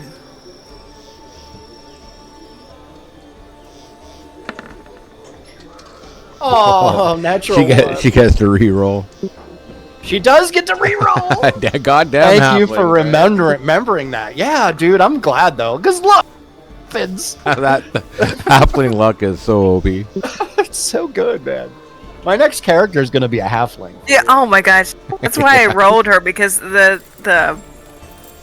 traits are so strong. They They're really so are. good. Yeah.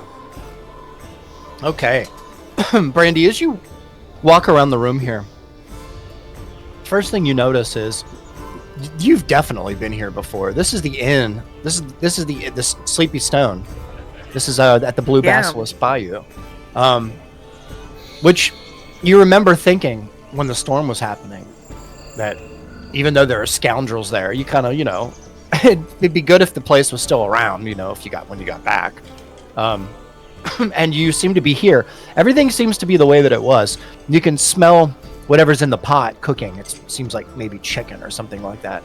Sure. There's some very odd faces around the room here. Although, one thing in particular that you notice, in the corner of the room, there's a face that you recognize from back in the day, we'll say. He is a person that has arrested you numerous times. Sure. When you would go about your employment choices, we'll say. I was this guy's doing name crimes. written down. Yes. What would you like to do? I mean, I feel like I'm kind of feeling ballsy. I feel like I'd walk up to the guy and just trying to be casual about it. Be like, "What's a fella like you doing in a place like this?" As soon as he catches, as soon as you begin to talk, and he notices you, his eyes get big, and he says, "You," and he stands up, and he says, "Seize her!" And these three men here, they stand up in their place, and everything in the inn stops for a moment, and all of them kind of rush in your direction, Brandy. A couple of them run kind of behind you to kind of block your path here. What would you like to do in this moment before he gets too close to you? I think I'd definitely step back, if not Okay. evasive maneuvers out of the way, because I know they can't actually catch me. I just want to see what their reactions are. Yeah. Okay. So I would say you probably have a moment here to like move around. I'll give you a 30-foot movement if you want to take it.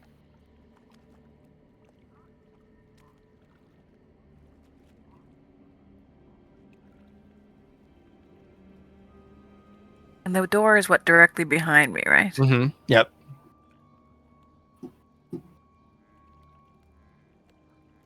I think I'd go behind the bar. Okay. So 5, 10, 15. I think I can get back there. I think you can. Yeah. With your special movement stuff too. Yeah, Nice. yeah. So Brandy kind of runs behind and does like a little like flip over the bar and kind of lands back behind the bar. And the barkeep kind of looks at you like with big eyes and kind of takes a couple of steps back towards the wall because he doesn't seem to want to be involved in this. The person in front of you just kind of looks over at you and is more thrilled by the acrobatic stunt that you just pulled than anything else. The three men begin to kind of move in your direction, Brandy. And then you can hear him say, "Grab her!" And before you know it, Brandy, the whole room changes again.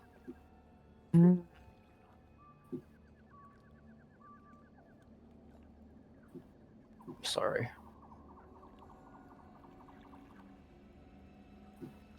Oh, shit. And everything goes black, Brandy. We're going to go to Oliva now for a moment. And as you sit here, kind of watching all of your companions kind of consume this odd juice, you two, you two are moved to also participate, and you do. But what you see, Oliva, it's a little different. Okay. You're brought to a large structure, a building of sorts. It's outside. It's warm.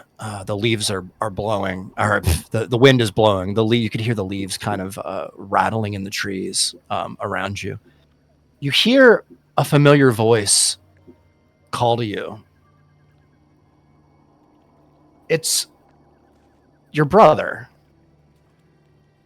As he kind of gets closer to you, Oliva, you see there's something a little different about him. He seems to have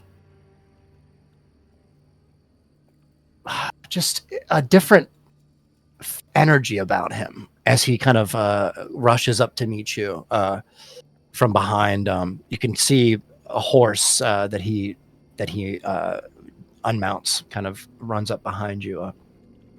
Says I was calling you. Didn't you hear me from? It doesn't matter anyway. I think everything is ready. Are you ready to go in? It's a big moment. I kind of look awkward, like raise a hand, almost as if I want to touch him, but then lower my hand and just awkwardly be like, yes, yeah, I'm ready. Like not really knowing what I'm doing. Yeah, we haven't been here in a long time, and the last thing that we need is just things to not go the way that they're planned. It's probably best if I go in first. Here, I'll go in first. It'll be fine. It'll be fine. Where have you been? I could tell you now, but it might change your mood a bit, and they've been waiting for us. It's been a long time. As soon as you hear him say this, so you take a step in direction of the door, Oliva, your whole vision changes and you see this. RuneScape. Nice. It's Brandy's granddad. And then you see this. And Grandma. Yeah. That's Uncle Joey. Big coins. Real big coins. And there are flashes and visions in your head, Oliva, of different places.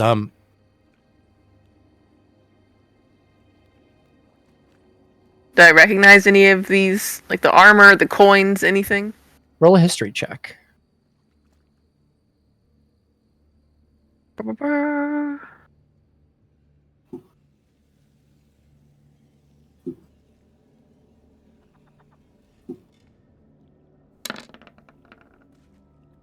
Nice.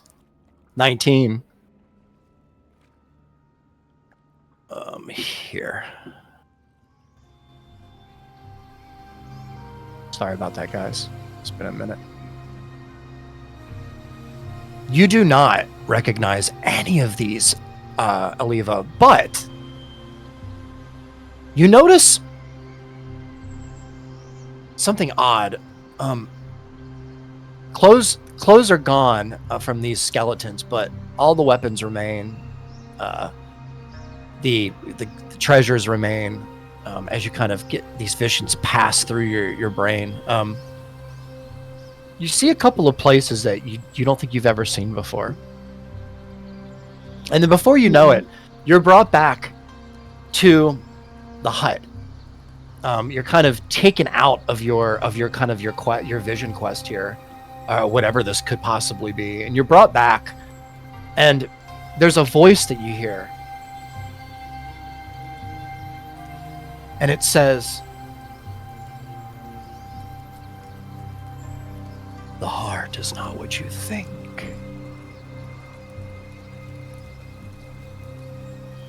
And it kind of reverberates. The heart is not what you think, and it reverberates through your mind before you're brought back here. You see D1 kind of stirring, his eyes kind of glazed over, kind of staring off kind of in the distance, as well as Brandy and Ronan. They're all kind of in this weird trance, Aliva, but you're a little different. You seem a little bit more aware of your surroundings here as you kind of look down at your weapon, that's now a ring on your finger. With the knowledge that you have, Aliva, all of this knowledge that you studied so long ago that you forgot about in ways because you didn't think it was that relevant, but now you're here in this place with certain objects and possessions and items that now you know that the legends are true, the myths are true, everything that you read about, it's possible that it's all true. And you sit here and you're thinking about the moment. You can see Aliva in your mind, and I wish I had a better visual for you. I tried. In your mind, you can see for a moment D1, Brandy, and Ronan, along with Griff, fighting in this dark place with no light, barely any light, fighting this giant dark creature in this crypt. Very odd, just for a moment, little flashes before you see yourself kind of standing at a statue, looking at it with lava kind of sprawn out across the hallway. It's very odd, Aliva. Is there anything you'd like to do in the moment here? I'm the only one still kind of like aware at this point. It's seemingly. I think I'd first of all look around at some of the little creatures around us to see how they're reacting and if they're also partaking in anything. All of the creatures seem to be watching you for the moment, but I'll say roll an investigation or a perception check. Okay. Let me do this.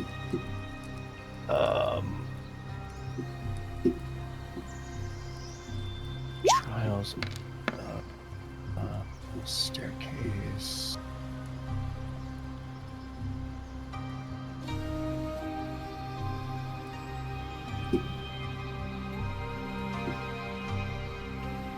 Oh, 14. Nice. Okay.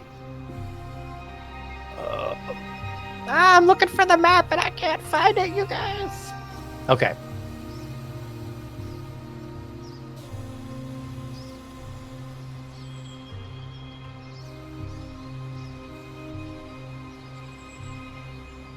All right, I'm sorry. The monkey creatures they're watching you. They're kind of just observing all of you in the moment here. But the pictures continuously flash. You notice all kinds of weird, odd things. One in particular is this village that keeps kind of flashing into your mind, Aliva. You should be able to see it there. Yeah. Okay.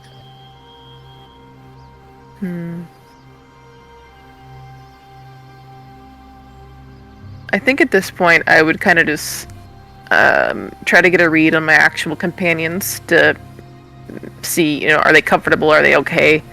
Are they doing anything weird that I need to like intervene with? And then I'd, at this point, just try to focus on memorizing the details of these places that I'm seeing and anything I can. Sure. And then trying to make connections between any of it, because at this point I'm trying to focus on what I know studies-wise, with the heart is not what it seems, with all the flashes. Yeah, this is perfect. Your companions are deep in a trance, from what you can tell. It's hard to know exactly what they're experiencing, but you can see that the tribesmen or whoever they are around. They're all observing and watching, and for the most part, from what you can tell, keeping everybody safe. Or attempting. Is the chief still there? He is. Yeah, if he can still understand me, I'd motion to the drink and say, "What do you see?" Oh, I love that. Actually, here, let me do this. I'll even put them on the map, because I should have, and I'm sorry I didn't do that. I don't have the best visuals tonight for this. You're okay. But, Yeah, they've been working out pretty well. Thank you. Here, let me get the chief out so you can see his noggin here. Keep the chief in your pants.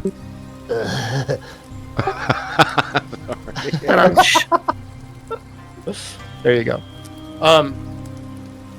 He kind of looks at you and notices that you're not as entranced as you should be, as everyone else is. You can see he kind of smiles like, different. He kind of makes a fist and kind of knocks on his chest twice and gives you a smile and a nod. So what do you see? He says, "Save. You strong enough. After spirit journey, you stronger. You fight darkness. You bring back light." He just basically says that. It doesn't seem as though he's participated in this dream. Okay. Yeah. Yes, I think at this point I would just wait for everybody else to finish up. Yeah, for sure. Which happens pretty quickly. There is a moment where all of you feel as though you're going to fight something. With the ogre in front of you, Ronan, and the people around you, Brandy, and D1 with your odd visions. You kind of all begin to kind of realize that it is now dark, or getting darker, rather. You've been in a trance probably for multiple hours now. Everyone gets to choose before. Here, give me 1 second.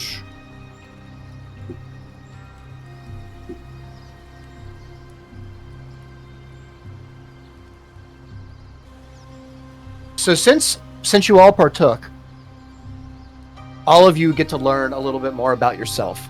Ronan, I think you I don't think I need to tell you. I think you caught on that your weapon seems to be communicating with you. Which is cool, right? Brandy seems to be fighting with herself in a way, but it's more about an uncertainty. Brandy, you feel as though you're being tracked at the moment. Tracked down, hunted. D1, the universe is trying to show you something. You can feel it. There's some connection between you and the reason you were brought here to this place. You were drawn here. Although there is a shadow or something that seems to be watching you as well. Not hunting you, but watching, observing. Okay.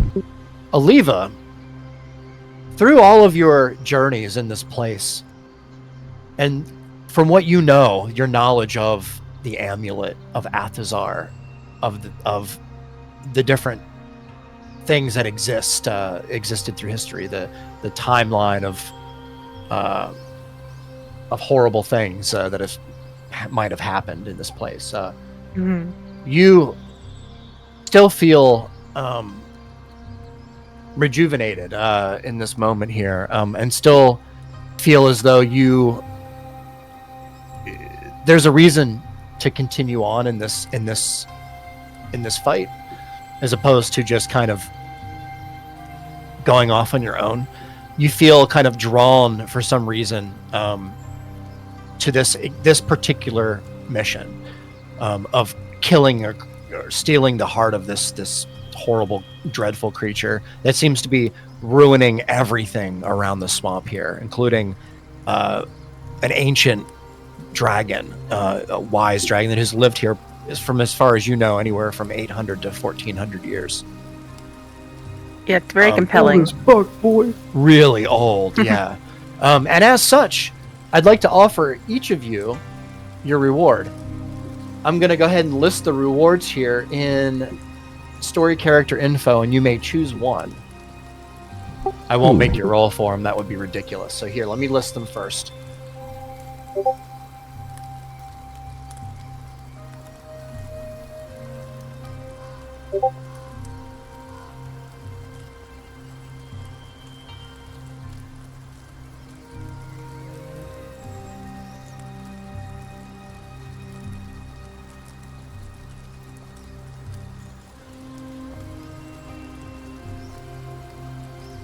Yep, take your time.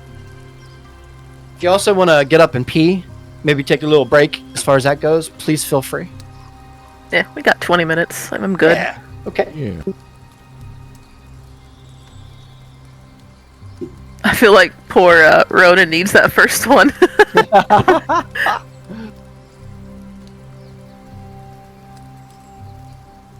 I tried that. It didn't work. Oh, you're right. Yeah, I forgot about that.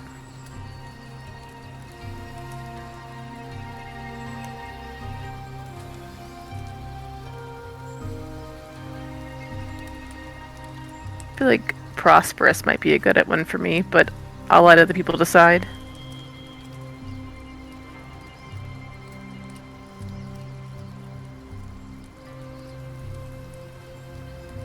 I feel like we can all have the same one if we wanted. You can. You can choose whatever you'd like. Okay. Okay.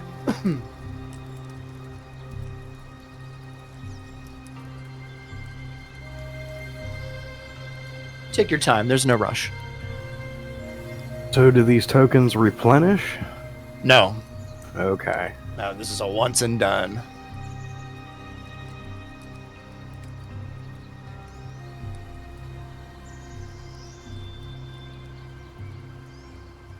Actually, I'm gonna go with Time Shift. Okay, you got it, Aliva. Let me write that down. Yeah, time shift seems really good. It does. I kind of like Prosperous Insight, though. Mm-hmm. Yeah, it was tempting. Fighter's Chance is mine for sure. Okay. Fighter's Chance, Brandy? Oh yeah. All right. Good choice. I feel like Fighter's Chance is too much of a gamble. That's why I like it. Yeah, I would say it's good for her. Good choice. All right. Ronan, which one are you taking? You don't have to choose yet. I think I'm going to go with Prosperous Insight. Okay. Nice. Very nice. All right. D1. I'm looking at time shift. I'm just not understanding the minus the number rolled on hit. Yep. So if you use this after taking a hit, then you have to basically, you're making them re-roll the hit at minus the d6. Oh, okay. Yeah, so you're basically like they're getting a penalty to try and hit you again on the same hit. Gotcha. Yeah, Or you're getting a bonus to your save. right. Or I get a bonus to a any check or saving throw. Yep. Yeah, I'll go time shift. Okay, you got it. Perfect. And Grumback is also going to take Fighter's Chance. Because he's participating What did too, but I keep Grumback see? forgetting. Yeah. I should probably tell you, huh? You see Grumback smile for a moment from ear to ear, and then he starts getting really sad. And then Grumback kind of like lays fetal position for like 10 minutes. And then he sits Sad. back up. And then he starts to pick his toes a bit.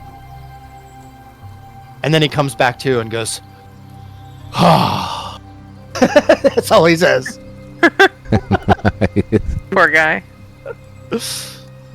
Good trip. I don't know what Grumback sees. Probably maybe his childhood. Maybe the reason that he couldn't stay with his tribe. You know, all His that sad stuff. boyfriend Thistlefoot Yeah, this will dead. eaten by stomach acids of a plant creature. Secret swamp husbands gone forever. Oh man, that's hilarious. Okay, perfect. So you're kind of you'll come out of it pretty easily, and you feel rejuvenated, having gained your abilities, your special kind of one-time buffs. So Gratz, you have those forever until you use them. Okay, now does this count as a There's long no- rest, or does it not? It does. It does, okay. Yep. This is a long rest for everyone. The juju juice, the boo boo juice, also counted as a long rest. So everyone, refresh your spell slots. Okay, I think we lose Take our your- temporary hit points on a long rest, but You do. Yeah, you do.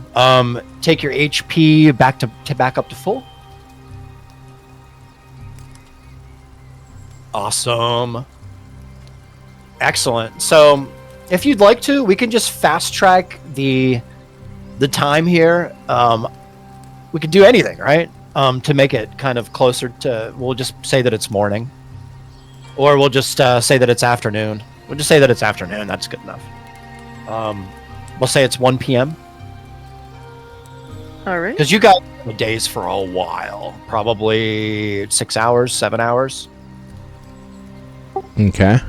So you could even, and for your sake, D1, for all this background stuff that you have to keep track of, for contributing to the 24-hour period, this is probably 12 hours later altogether. Okay, so it's what That time way you again? know. It's probably 1 p.m. Oh, 1 p.m. the next day. It's the next day. Yeah. All right, I'm gonna look around at everybody and say, it's already afternoon, guys. If we're gonna hunt this thing down, we should get moving pretty soon. Agreed. Have we prepared any idea for seeing this thing? If it's a creature of darkness, I don't know, just based on what I was seeing in my little trip, perhaps we ought to account for some kind of light. Yeah, I wonder if it. Yeah, do any of us have magical light? I believe you have a Lantern of Revealing. Yeah. I think you have. Oh, somebody who has that.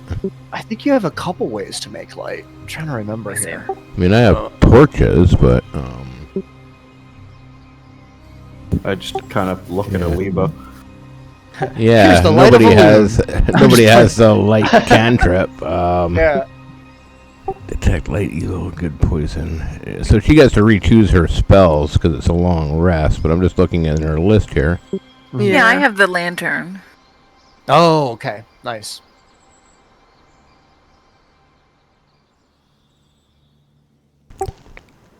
Yeah, Aliba doesn't have anything I didn't think so. specifically light that I'm looking at here. Yeah.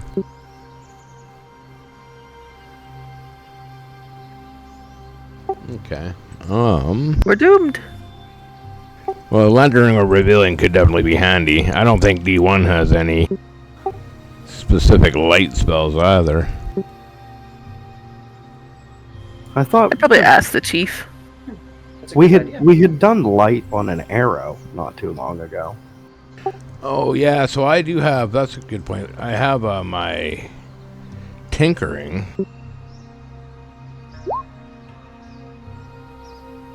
Now.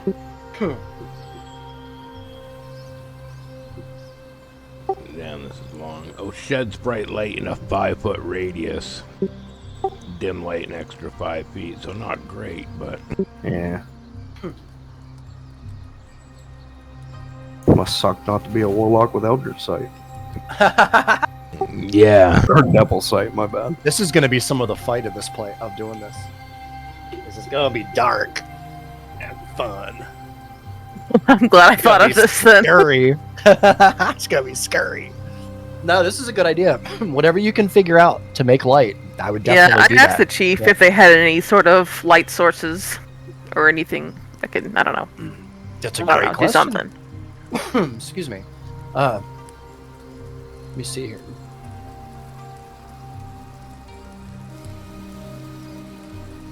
He says, prepare body, mind, potions, weapons. Important. Light, fire, magic, good. Swamp horror, fear them. Work together, strongest. Lead, wisest. Plan. Remember, heart is key. Destroy. No, sorry. Collect heart. Break curse. We give what we can. He kind of looks over at a couple of the monkey-like creatures. I should probably tell you their names. In the doorway there, and he kind of signals towards them, and they kind of come in, and they have a handful of for what they are. They look pretty great. They're torches. There are 5 of them total, one for each of you. Nice. I'd take that, and then would let the group know what I saw in my vision, in the sense, or I guess heard in the vision, the sense of something or someone saying that the heart is not what it seems. You're gonna reveal that to the group? Yeah. Hey. Yeah. Okay. That's interesting. I guess we'll have to. This may not be, a literal heart. Interesting. Well, if we kill it, we can sift through it and see what we find, I guess. I have a feeling we'll know it when we see it.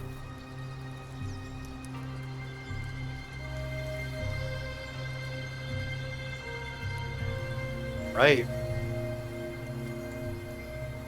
Perfect.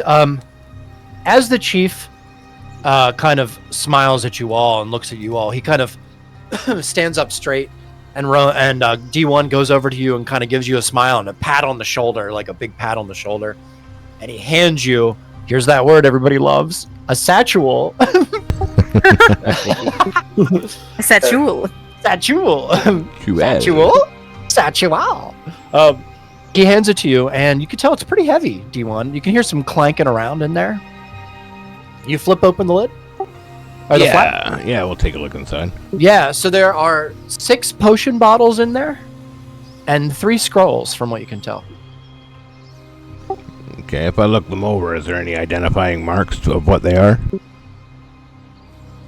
I would say I'm going to make this super easy on you, dude. There are 6 potions, potion of greater healings. Is that greater? I'm sorry, superior healings. Okay. Those are really good. And the 3 spell scrolls are unknown until you kind of get them out. I'm going to make you work for those. He's giving us 6 superiors. He thinks we're gonna die. Oh, shit. All right.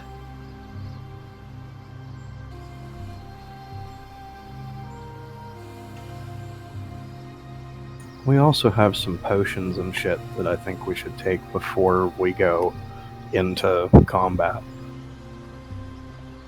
Like, not necessarily right now, because some of them only last like an hour. Yeah, good idea. So D1, Yeah. I'm not gonna be a jerk, dude. I'm not gonna be a jerk. One of the scrolls is levitate. Okay. One of the scrolls is continual flame. Okay. And one of the scrolls is revivify. Ooh, interesting. He really does think we're gonna die.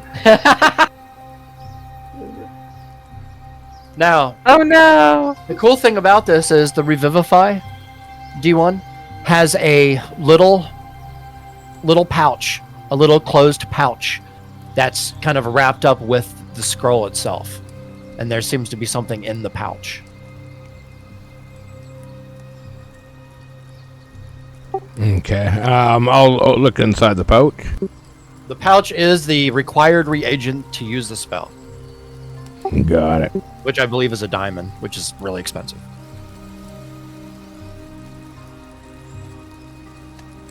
So, my friends, I have set you up. Don't die. But take chances, because it's going to be really fun if you do.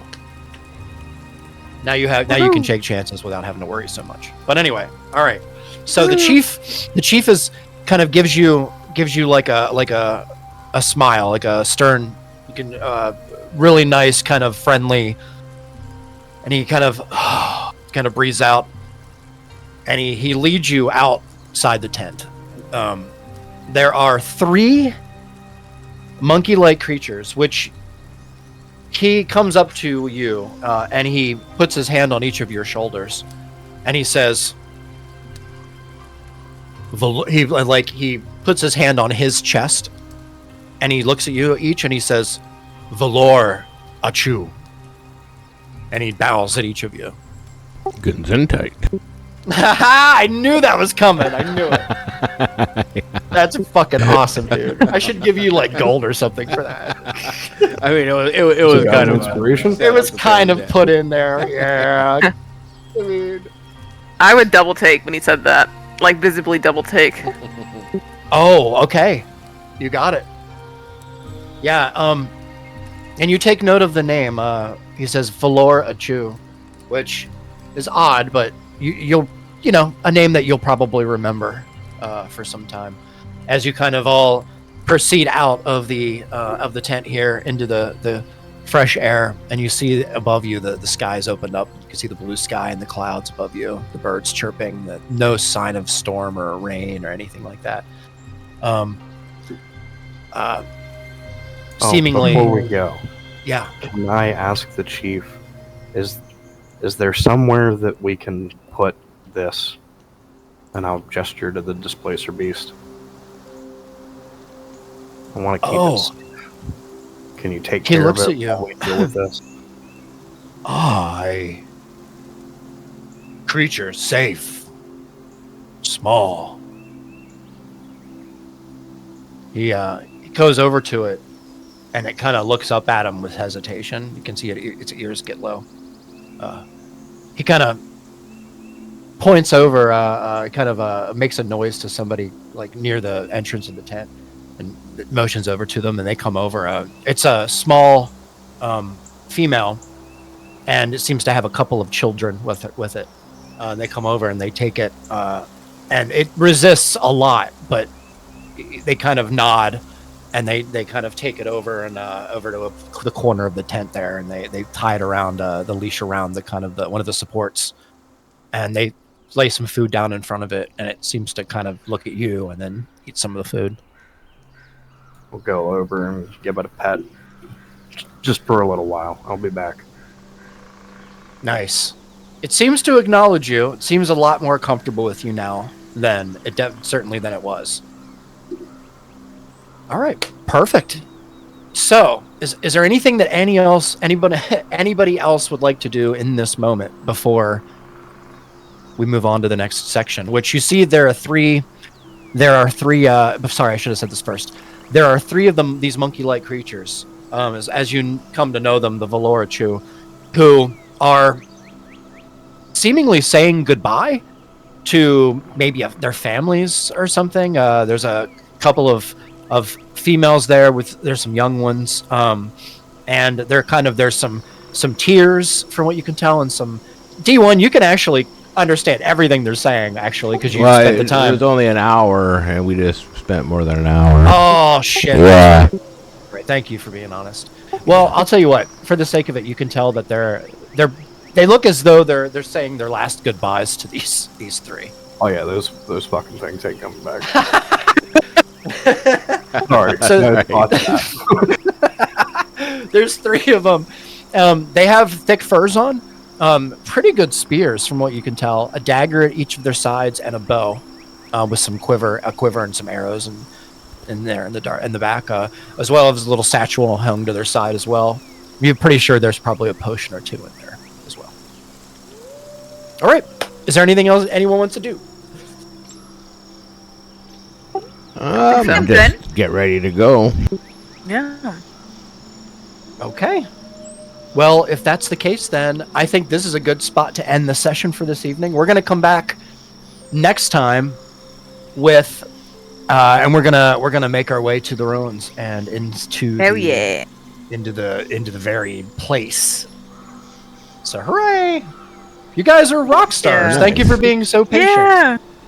Yeah, So- that was great. Thank you guys. It was fun. So we will see everyone next time, and stick around, guys, after we stop the recording. Yeah. All right. I'll end the recording. All right.